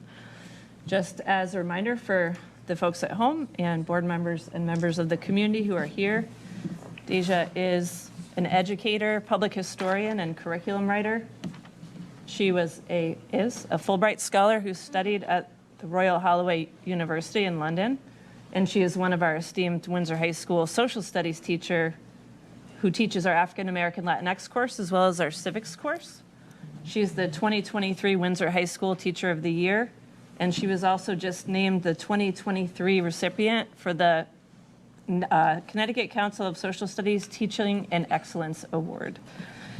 She's on the Connecticut Council for Social Studies as a board member and is a faculty member at Southern Connecticut State University, where she teaches U.S. history, and a member of the Anti-Racist Teaching and Learning Collective. I had to add new accolades this time. Last time we had new ones that were added as of today. So I'm very proud to sit beside her. She's a true expert in the course and in the area of social studies and history. Deja will give you a little bit of an update on what is happening in the course in terms of the most recent coursework, to give you a picture of the kind of rigor, critical thinking that go into the course. But before we do that, I want to reiterate what our proposal is. The proposal that we are putting before you is to allow incoming ninth graders and future ninth graders to select from two options: early global studies, as one of the speakers tonight mentioned, or the African American Latinx history course. So just to reiterate, it's not a replacement of early global studies, it is an option. This would count, in this proposal, this would count as the student's freshman social studies course towards their 3.5 social studies or history credits required for graduation. As was noted earlier, we do currently offer the course as an elective. This would change that so that students could take it either as an elective or, again, for their credit for freshman year towards social studies and history.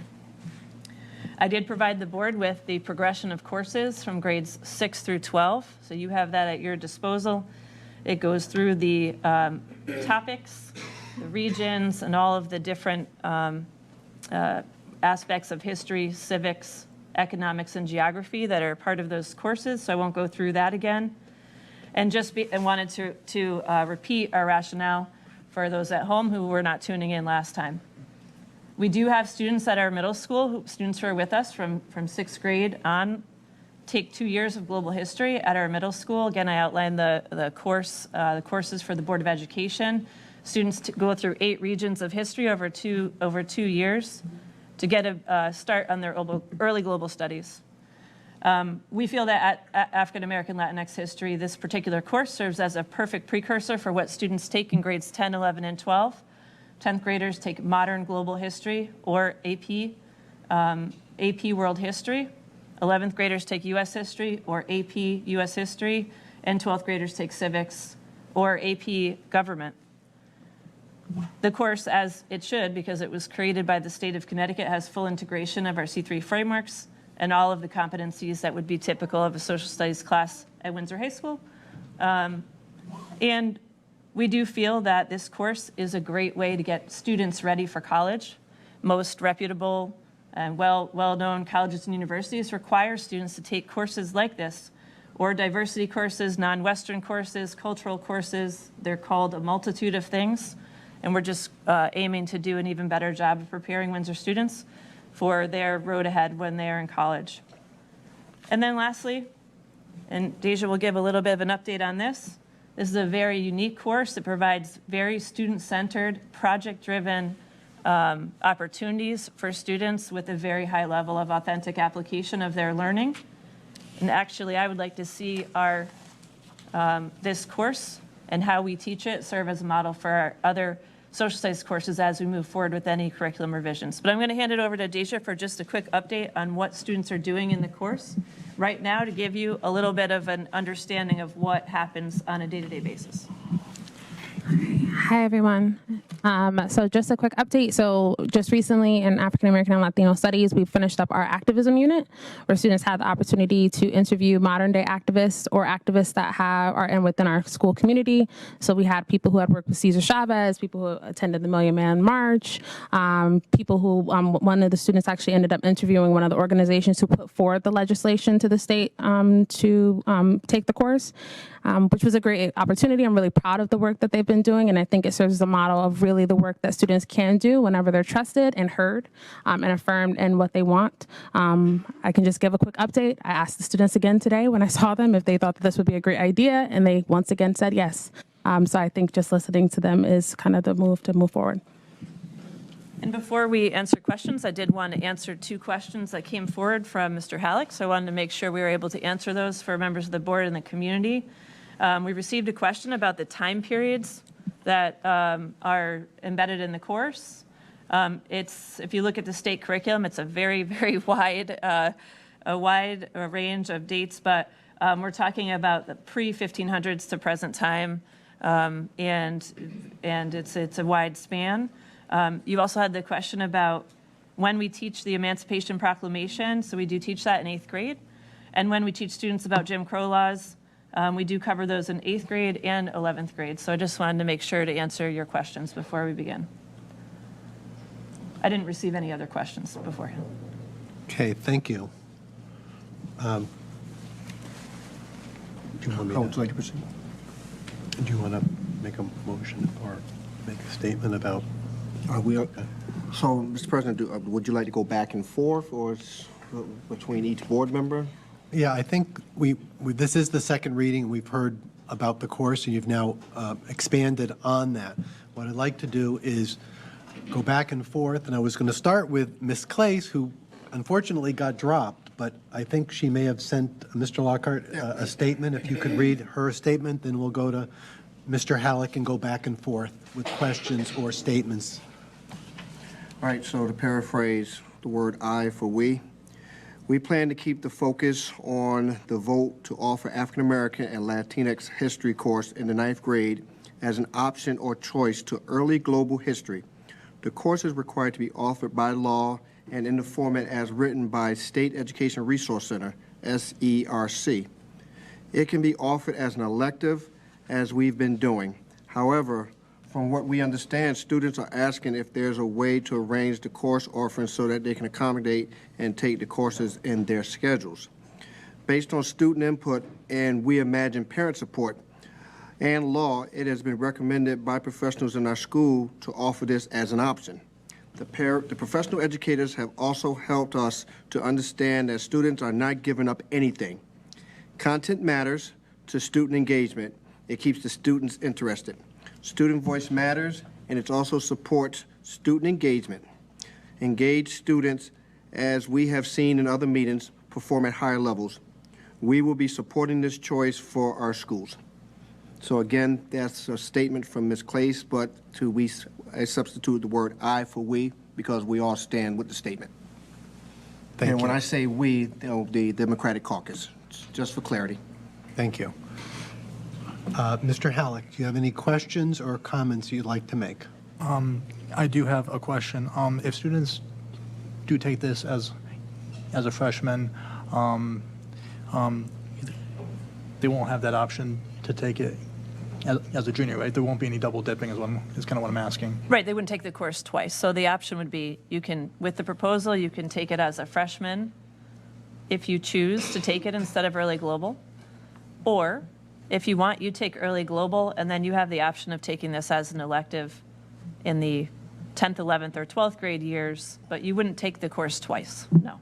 I think, is that answering your question? It does answer Yeah. the question, thank you.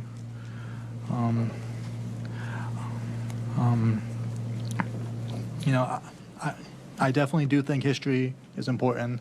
You know, as my dad used to always tell me, those who do not remember the past are condemned to repeat it. So it is very important.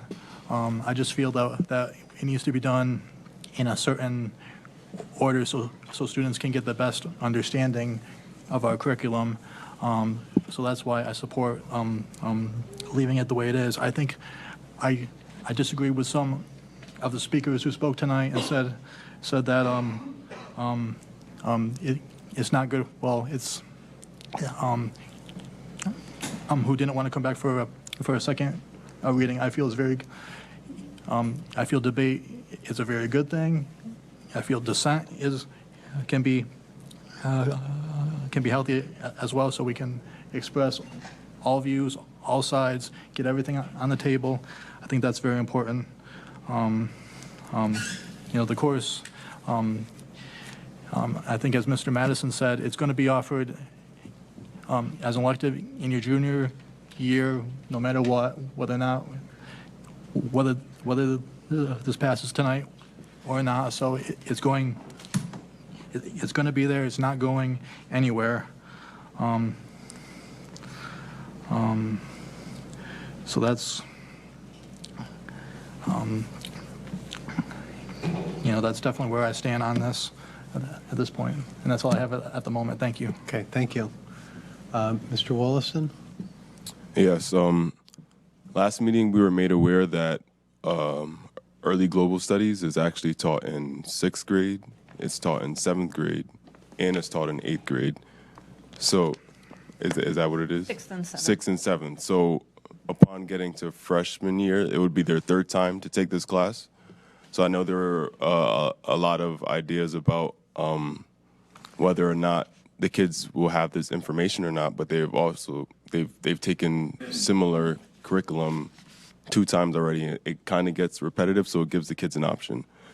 But also last meeting, we had the opportunity to share our own personal opinions as board members. And the thing that I love so much about this meeting is that we had so many community members come out and speak and share their own opinions, all of which I value, regardless of the opinion.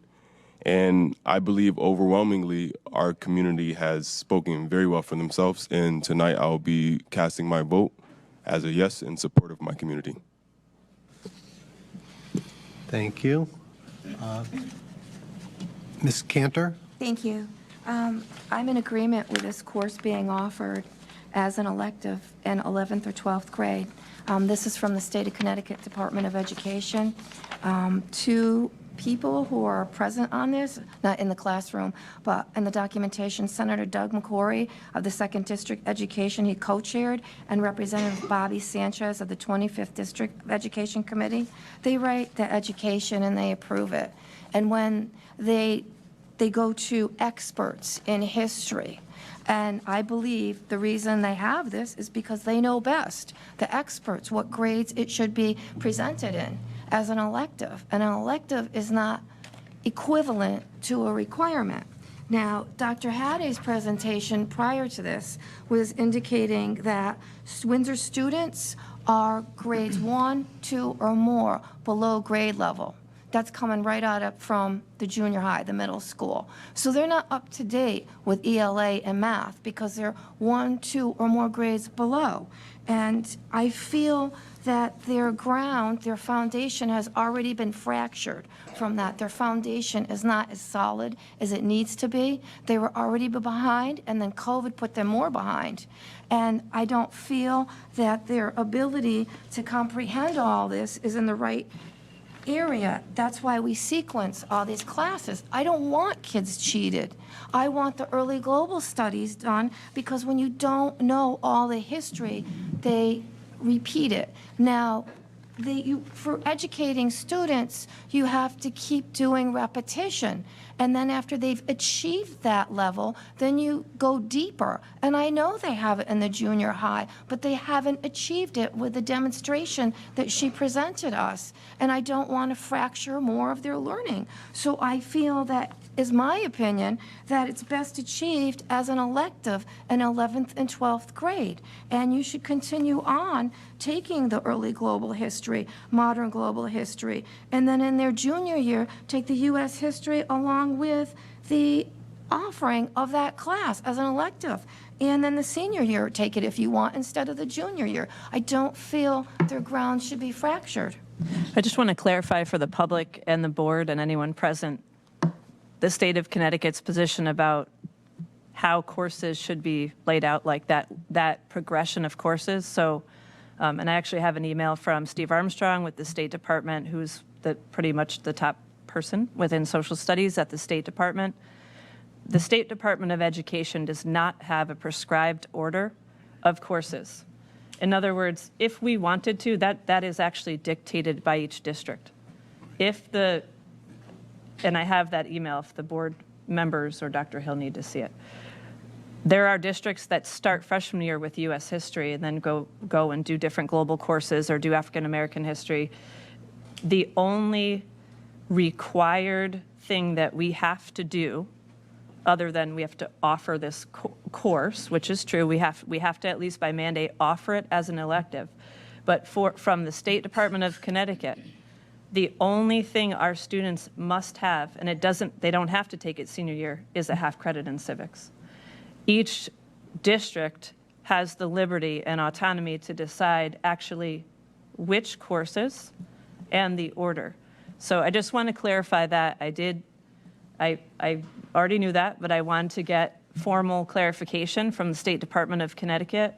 And so that is that's the reality of it. Yes, through the mandate, the state mandated that districts offer this course at a minimum as an elective. We are allowed to offer it for social studies and history credit if that is our choice. And just for informational purposes for, again, the board, the community, and everybody in the room, before we knew that we were coming back for a second reading, once the first reading passed and we thought there wasn't going to be a second reading, we already had 62 families sign their children up for the course out of 240 students going to Sage Park. So we definitely have a lot of students, a lot of families that are requesting the course. And we made it clear in the communication, not knowing we were coming back for a second reading, that this is the mandate from the state. We did make it clear about the sequencing of courses and what we are required to do as a district. So I just want to be very clear about that. And I don't know if you want to remark, we have ninth graders in the class now, so I don't know if you want to talk about that. Yeah, I'll just speak to that. So we have 4 ninth graders in our class, and in no way are they kind of limited in their abilities. In addition to that, the class is unleveled. So we have students of all different kind of backgrounds coming into the course, and I have not seen a difference in that. And I feel like I can speak on that as an expert, someone who's been teaching the class for about 2 years. You still have the floor. So I still have another question. So are you eliminating early global history if they take, We are not eliminating early global history. well, can they take both classes so they get the They benefit can take of early both? global history as freshmen and take this course as an elective as upperclassmen if they choose to do that. But can they take it as a freshman? Can they take early global history and the elective? Even that? Because I think it would benefit the students. Load up with 2 classes, but that would be unlikely we'd be able to do that in their schedules. So what we would recommend would be they can make the choice in 9th grade. And then, again, I reiterate what I said about Dr. Hattie's presentation about students being 1, 2, or more years below grade level, and I'm concerned about that. So thank you. Okay, you done? Ms. Taylor? Thank you. I grew up in Windsor. I graduated from Windsor High, and I want to echo what a couple of the folks that said in the audience. I wish I could audit the class. I wish it was available when I was, at Windsor High. Unfortunately, we weren't there yet. But what an opportunity for our students to be able to not only take the class as an elective, but it be at the foreground of their high school educational experience as an actual course that will go towards graduation requirement. I think this is an opportunity here. When people think of Windsor, or I won't say, I'll talk about myself. When I think about Windsor, when people find out that, I'm not only, went to Windsor High School, I'm raising my children in Windsor, they say, oh my gosh, it's so diverse there, it's so great. Yes, we check that box. Then we get to the equity part. We're working on it, right? No place is Pleasantville, but we can work and strive to be that Pleasantville, and I think we do a good job with that. But then when we get to the inclusion part, I think people drop off. People get off the exit a little too early, and that's the part that really boggles my mind. Some people feel like these students aren't capable of learning it, but these kids are living it. And if you are gonna say that they're incapable as 9th graders to learn about their history or their fellow students' history or just the backbone of our society, then we're really missing the mark from K to 8, and we need to back up. If you don't think, or people don't think that these students aren't apt enough to digest the information that this dynamic educator is teaching them, then we need to put a pin in it and do some other stuff. Because for me, the conversation is larger than this course. This conversation is larger than this board. This is going to set the standard for generations to come, and I want to be on the right side of history. You have my vote. Thank you.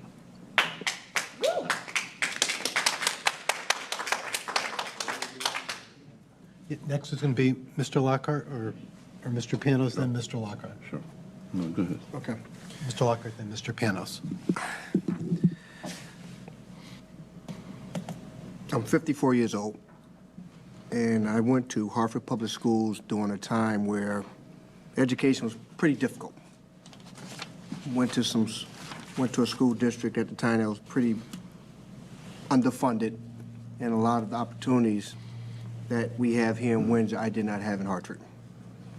I speak from a perspective where I didn't learn a lot of my history until like my junior year in college, and it was forced upon me by electives. I didn't learn about a lot of other cultures either until I got to college. Weaver High School was about 99% minority, and all I knew was my kind. So that's what forced me to not go to a HBCU and to go to a PWI. I went to the University of Hartford. I stayed home to get that education. I grew up in a time where we were just coming out of the civil rights movement, and a lot of those tensions were still running high, especially in Hartford. I distinctly remember a lot of the talk. I wasn't alive during the Windsor Street riots and a lot of those riots back in the day. But I have lived some times where, unfortunately, they were difficult and was living some of those experiences that were being expressed and experienced in the South. So if it wasn't from my perspective alone, I would not truly understand exactly where I am today. I'm of the belief that the generation of children today are so resilient in relation to my generation. I grew up in a generation where we went outside and played. You went out and you came home before the street light came on. We never stayed inside. We live in a generation today where information is easily available to them, where back in my day, if you had to do a research paper, you had to use encyclopedias, you had to actually go to the library, you actually had to use index cards, you actually had to do the work. I truly believe the children of today are resilient enough to understand exactly who they are and what they are. These kids can operate technology better than most adults in this room today at an early age. These children can do things that if you encourage them and present those opportunities to you, they will work wonders and really, really teach you some things. So it's my job here to make sure that all of the pains that I've gone through in life, or more importantly, all the pains all of us have gone through in life, that we don't repeat some of the things that have been sour in our history. I believe in this country. I believe in its potential. I believe in her. I also understand that all of us, no matter what our culture is, we've had a role in it, good, bad, and indifferent. And too often I've been taught, and I can only speak for me, I've been taught a perspective where I've been marginalized, a lot of people have been glorified, and quite frankly, some cultures just frankly ignored as if they didn't exist. I truly believe everyone in this room and those within the sound of my voice, you matter. I truly believe you matter. I truly believe that your ancestors, for whatever reason, found America worthy to be here. And we all are here in this together. I truly believe the way that this course is being offered right now, it can be a substitute for early global studies. I think it would be a good segue into modern global studies. It can definitely be a good segue into U.S. history. It can definitely speak about some of the atrocities across the world. Slavery didn't only happen in America. It happened all across the world. My ancestors just happened to get off the boat a little bit later than some. With that being said, I'm not ashamed of my history. I'm not ashamed of the pain and struggles of my history. I'm not ashamed of my ancestors, but more importantly, I'm not ashamed of your ancestors either. I want to learn this history. I want to know this history. I want to understand why are we here. How did we get here? And I say that to say this.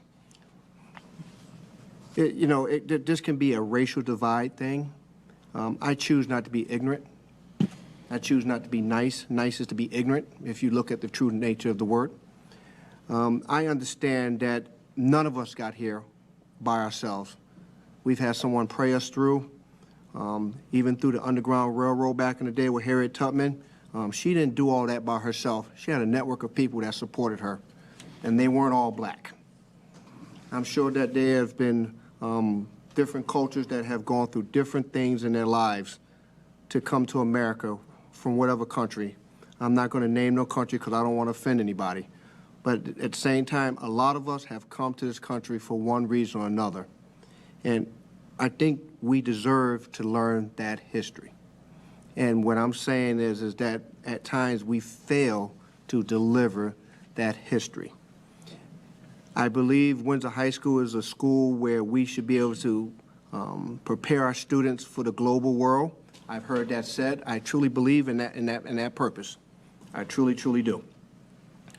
What we need to do is make sure we have to agree on how we get there. This is uncomfortable for all of us. For some of us, this is ripping off a scab that has, quite frankly, have not healed. And for some folks, this might be a sense of history where when you start ripping away power, authority, decision-making, the ability to appropriate, that's where people get uncomfortable. I always tell people all the time, you're tired of hearing about racism, I'm tired of living it. Even to this day. But more importantly, I'm tired of other races being condemned just for who they are, too. I want you to understand what I'm saying. It goes both ways, because I'm not going to be hypocritical about this. But at the same time, we need to do what's right. I truly believe in our children. We have a moral obligation to educate our children to the best of our ability. That's why we're here. I'm going to be in full support of this. I have deep regrets that this was not available for me, wasn't available for my father and his father's father. But I'm going to make sure that I'm on the right side of history to make sure that it's available for my granddaughter, her children, her children's children, and beyond. More importantly, it's available for everybody's children within this district. I offer that with agape love, because at the end of the day, somehow, some way, we got to get through this. And there's a lot of offended people at times about this, and I'm not talking about on this dais, but just in general, especially with the national climate, with the condemning of history, the destroying of books, the banning of books, just the flat-out not sharing of history. I'm still learning my history at 54 years old. I don't know it all, and I'm ashamed to say that. But I can tell you British lit, I can give you British history, I can tell you Roman Empire history, I can give you Greek mythology, I can give you all that under the sun, because that's all that has been expressed to me. So I'm culturally conditioned based off of where I am today. I just want to make sure that the kids that we have leaving out of Windsor High School, that the profile of that graduate is that they are truly prepared for the global economy, and to make sure that they have a fighting chance to not be ignorant, and to make sure they recognize and support everybody, just not be selfish within their own. So, Mr. President, I will be supporting this motion. Thank you very much. Mr. Panos? Thank you, Mr. President. If you look at the framework as it was written up by the state, referring to the document that Ms. Cantor was talking about, you'll find that in, it's not this page, but it's later page, about page 9, I think it is, they specifically said that this should be taught as a junior or senior year course, and that prerequisites should be modern global and U.S. history. Now, I went through that, most of it, the framework, the curriculum framework, and the writing there is, without question, adult. I mean, the discussions between, you can have them read it, but this is, you know, this is not a textbook. I don't believe you have a textbook for this. You read, you know, you have all the sources that are in there. It's going to be quite a difficult thing, and the reason, of course, why they would make that recommendation, they were the ones who wrote it, understood the level that is required, the background knowledge that is required in order to deal with it. It, for example, goes through several incidents that they would not know anything about. The Spanish-American War, you know, and they were fighting in the Philippines. You know, now they might know from Black history, if, you know, that they've taken throughout their lives about, say, the Buffalo Soldiers, things of this nature. But there are a lot of incidents in history that they would need to know pretty well before they, you know, something about the First World War. So what was that about? You know, you just drop this down and all of a sudden start talking and say, well, they were in the First World War. Well, you need the background to it as to why they were there. And so that's why they recommended it that way, despite, you may have called somebody up, but this is what is officially in the curriculum framework. That's the recommendation. So an order, you might, if you think early global is unnecessary, maybe, you say, well, I can take it in the 6th and 7th grade, that's equivalent. Well, I mean, it doesn't say much for the early global, history course that we have. Usually, you take history, it goes, you learn at one level, and then you learn at a more sophisticated level. So you could switch, I suppose, the order and do, let's say, in your freshman year, you could do modern global, and then U.S. history in the sophomore year. But their recommendation is that it be taken, after, as prerequisite. The prerequisites are modern global and U.S. history. Otherwise, you're going to have a difficulty understanding it. So if you want people to actually understand it, that's the way you'll do it. Otherwise, it just becomes, it's unrelated things is strung together. It's not going to retain. If you want people to learn how to take this forward with them, you'll give them in a later year. So those are the, the general things. You can't learn history much out of context.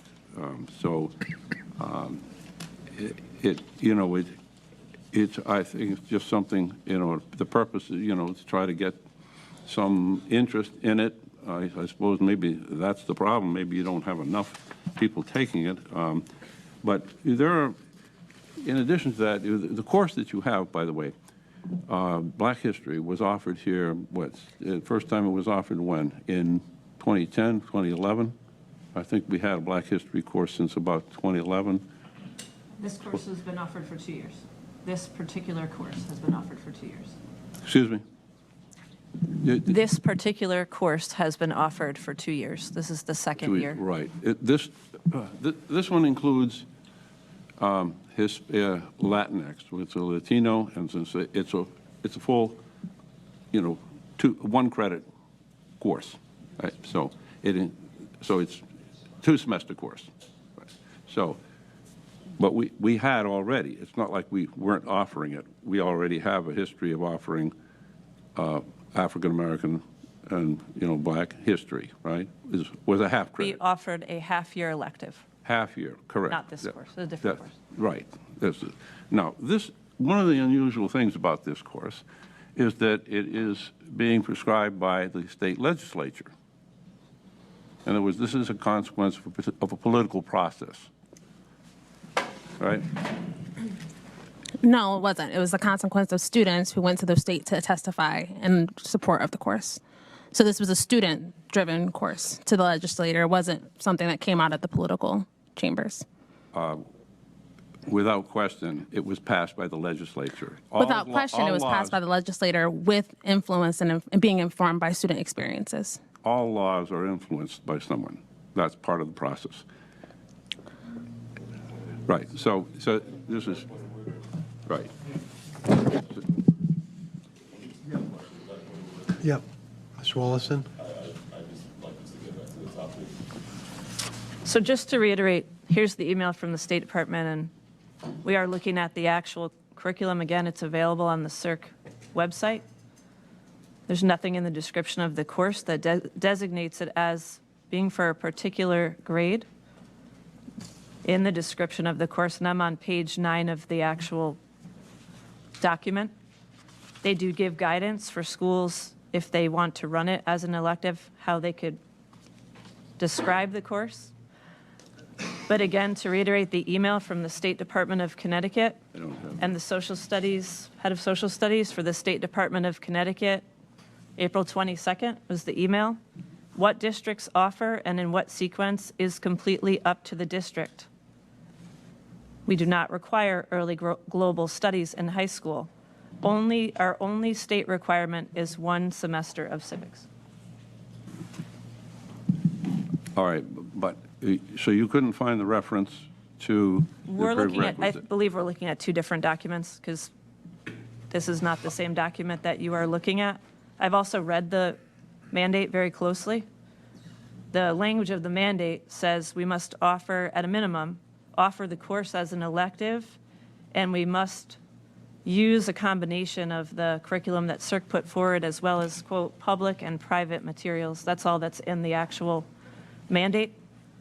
And again, I have worked with the State Department on this, not just the person that's on this email, but Nicole Jones, who was our humanities supervisor here, who now is the humanities supervisor for the State Department of Connecticut, Education in Connecticut, who also confirmed that there's no designated time that we have to offer this course in terms of what year, nor is there's no designation of any course, even the civics course can be offered at any time. All right, but this is a specialty course, right? This is not a survey course. It is a survey course. It covers hundreds and hundreds of years. I don't know how, we covered this last time, so I'm not going to go through it again, but it is a survey course. Well, I looked up the curriculum framework and I went through it, and it certainly is special, especially certainly through the Black history of it. It is quite specific. It's special because it's an awesome course. I disagree with the characterization of this, but anyway. I just disagree. It covers more than 500 years of history. Mr. Panos, if you have something new to add to this?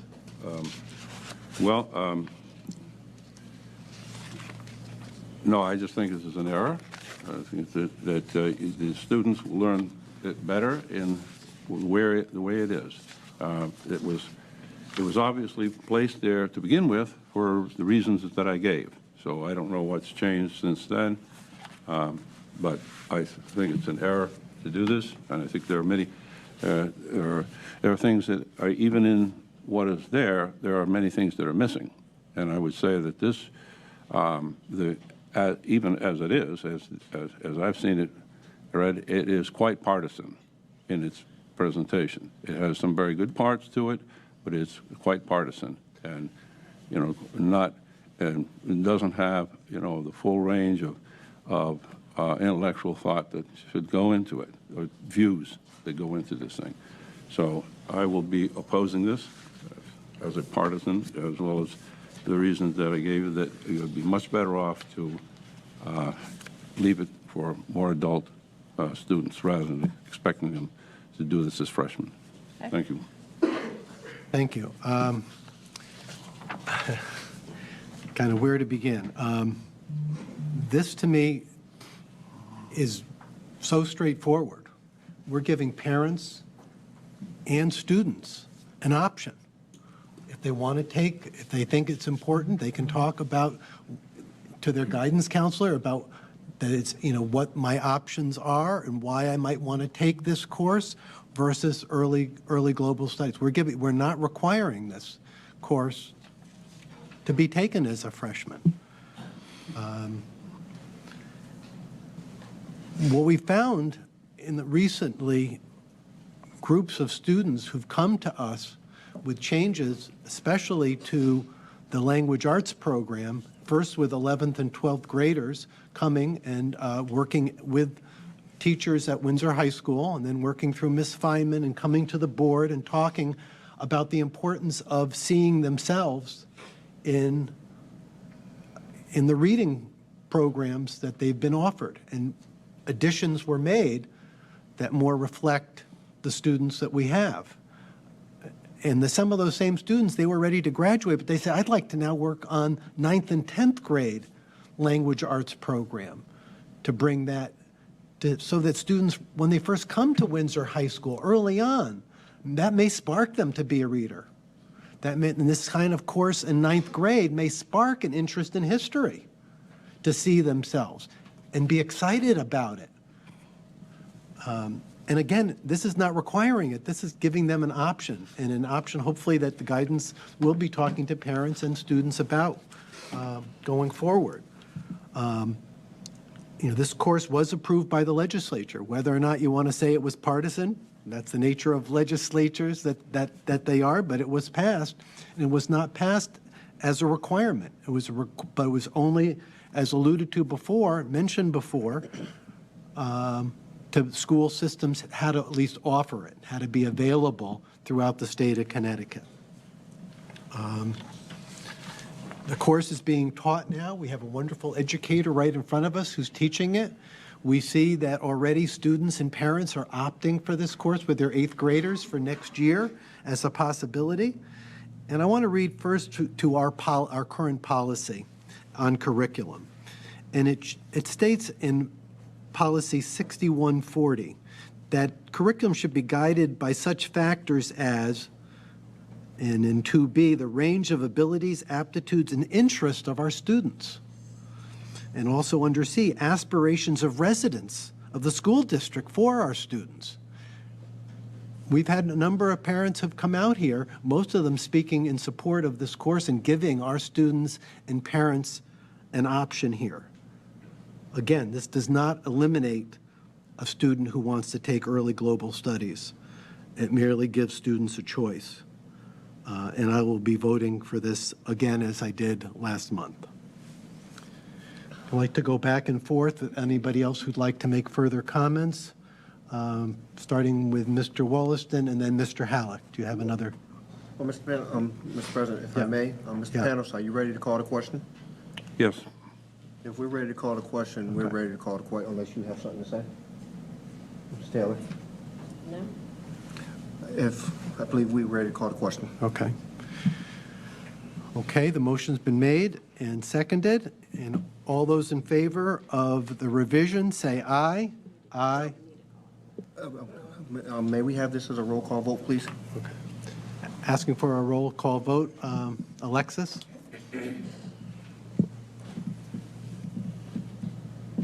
Miss Jill Cantor, No, for the reasons I stated before. Mr. David Fury, Yes. Mr. Jeremy Halleck, No. Mr. Leonard Lockhart, I will vote yes, and I will also state as part of my vote that the state mandates that students learn Holocaust history and take civics course for graduation. We currently cover the Holocaust in modern global studies, and all seniors take civics. Modern global studies, as we offer it today in Windsor, it's in 10th grade. So those are two things that we mandate. As I stated previously, I've learned about the Holocaust extensively, but I didn't learn anything about myself. And that's why I'm a strong supporter of this motion. Mr. Paul Panos, No. Miss Ayanna Taylor, CERC suggested that the African American / Black and Puerto Rican / Latino studies be a prerequisite, a recommended prerequisite to U.S. history, which we teach in 11th grade. This is a prerequisite for that. We can basically slice and dice when we teach certain things. I think this is a fantastic time, 9th grade, to introduce information to students that they'll want even more to grasp onto if they extend their education after high school. So that is a huge yes for me. Mr. Nathan Woolston, I gladly cast my vote as a yes. Okay, I believe the motion passes 4-3. Next item on the agenda is committee reports. Mr. Halleck? Yes, I just had something to say regarding committee reports. Okay. We haven't had a long-term planning committee in about a year now, and we have obviously, as we discussed in the past, a lot of board members have been in support of the vocational track, and that's definitely something that I want to continue to work on. So I just wanted to make sure that going forward we can have some of these meetings, and I agree with one of the speakers tonight who said we have to look down the road on 5-10 years and come up with a plan. We should be doing that now, I feel. Because every year that goes by, there's another class that's graduating that won't have the opportunity to be involved in this vocational track. So I definitely think it's important, a work that we as a committee have to get done, and that's all I have to say about it. Thank you. Okay. Mr. Willis, I think you may want to comment also about long-range planning as the chair. Yes. So I was speaking with my caucus on possibly holding a meeting just last night, actually, on just something similar to what we heard in the audience as well, but we can include conversation about the things that you want to speak about as well on the agenda. If you'd like to make those requests made known to me by email, I'd gladly follow up.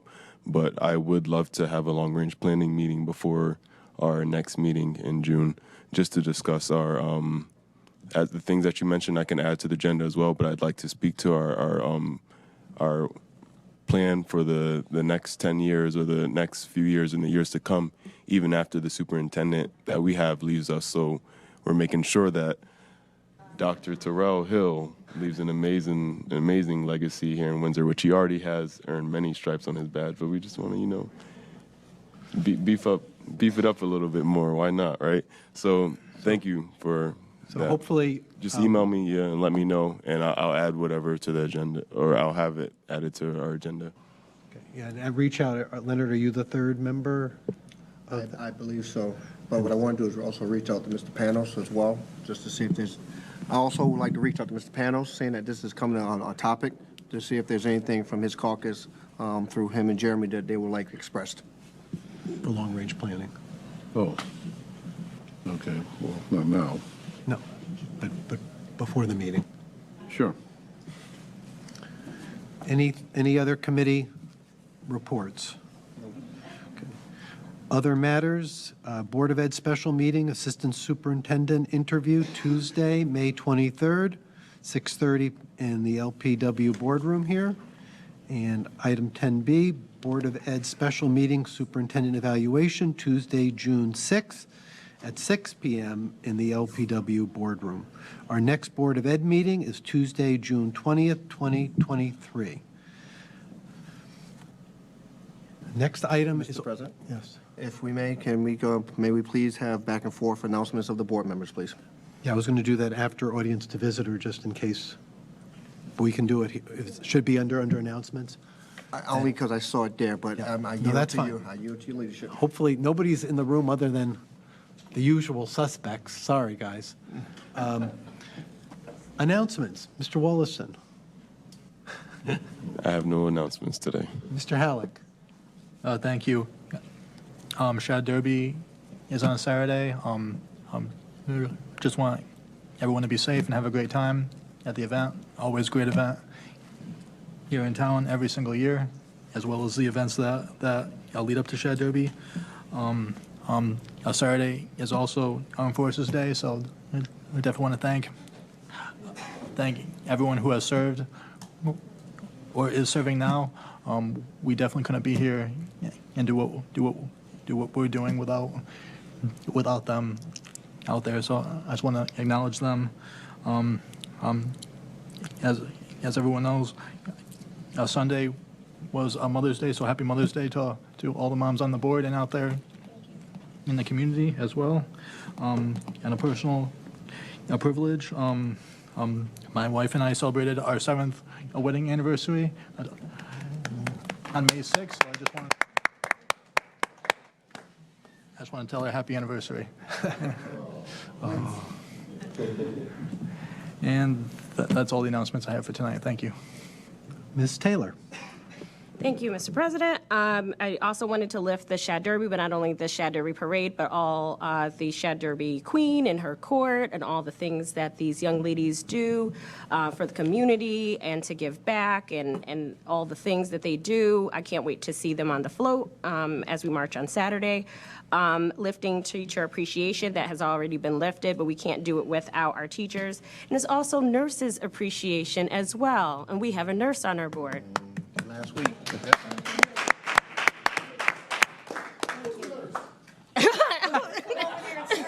Have a stroke. So listen.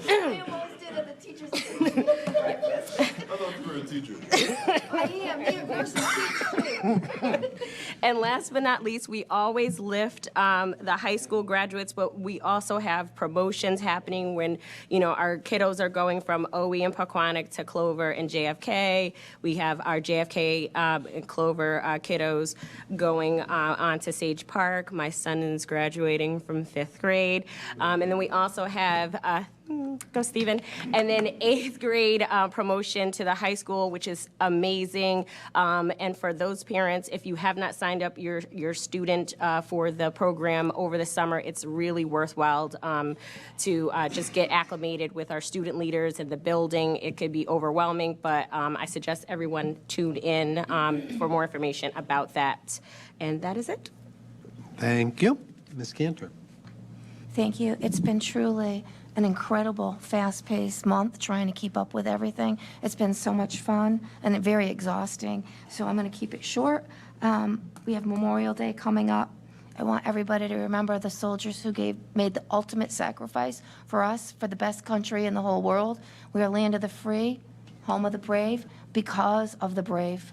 And I also want people to be careful out there with the driving. It's become very speed trap-like, crossing the streets, looking behind you, left, right, in front of you, all over. People are driving erratic, and I want to congratulate the seniors, the high school seniors, on their graduation.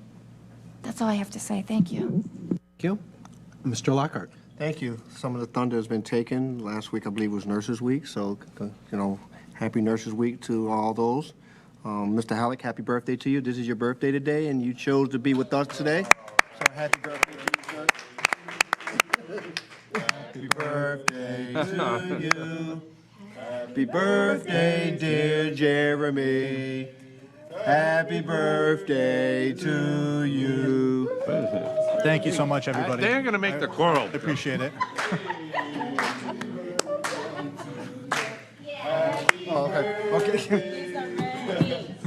Okay.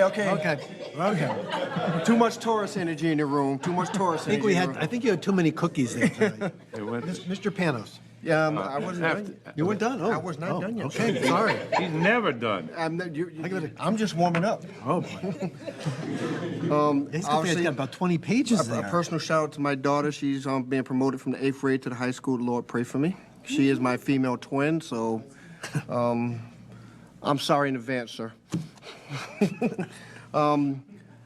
Graduation's coming up, so to the seniors, congratulations. The next time we have a board member, you will be graduates of the high school. I just want to say thank you for the hard work you've put in, and I'm excited about the next chapter of your life. Definitely Memorial Day is upon us. We definitely need to recognize those that made the ultimate sacrifice for us to have the liberties and freedoms that we enjoy within this country. By always be safe, and the red truck has been rolling a little bit too often lately. And I just want to make sure that, we enjoy our time together, because within a twinkle of an eye, things can change for the worst. And a lot of times I see people at their worst moments, and it's not good. So people, please slow down, and please be kind to your fellow man, woman, and child. Thanks. Mr. Panos. I think they've all said this. They even stole my happy birthday for Jeremy. Very good. But I will say I did not enjoy this choral group as much as the other one the other day. I say I was. You had a lot of enthusiasm, though. So anyway, well, enjoy Shad Derby, and we'll see you on Memorial Day. Thank you. Thank you. This is a little strange that our next meeting school will be over. We're having our meeting on June 20th, the last regular Board of Education meeting. So before that, I want to give a shout out to some retirees, people I've known very well. The first is Horace White at Pequannock School.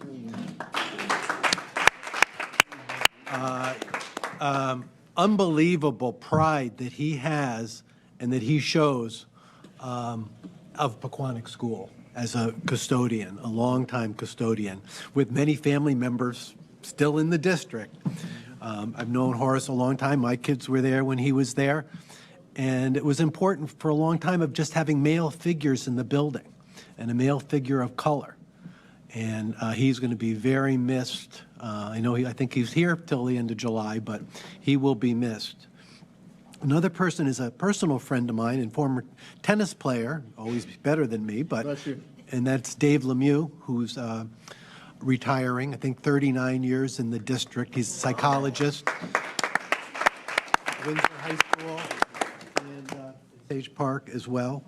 And a big regret for me as a longtime mentor of Team Paragon, Peter Moore, physics teacher at Windsor High School and former teacher of the year, and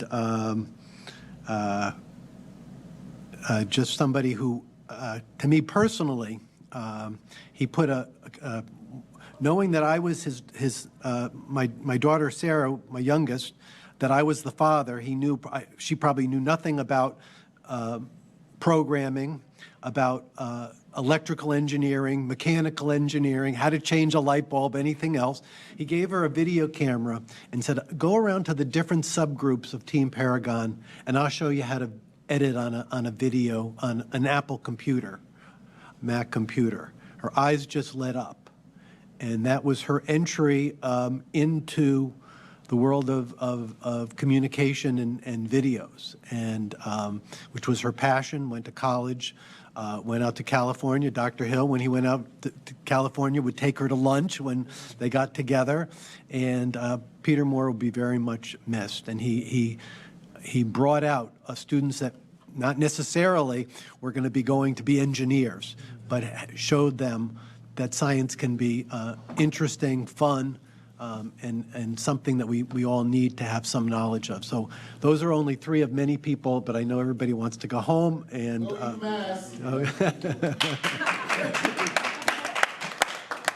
so I'm looking for one more motion. Oh, audience to visitor, sorry. First, I'll see if there's anybody online who wants to, and then I'll ask for people here. Mr. President, there are no individuals with their hand raised, and there are no questions in the Q&A feature. Okay, is there anybody in the audience who'd like to address the board? Good. Now I'll wait for a motion. Move to adjourn. I'll second. Motion made by Mr. Lockhart, Mr. Pano seconded. Probably a long discussion on, no discussion. So all those in favor say aye. Aye. Opposed, nay. Abstentions. Motion carries 7-0-0. We are adjourned at 9:28.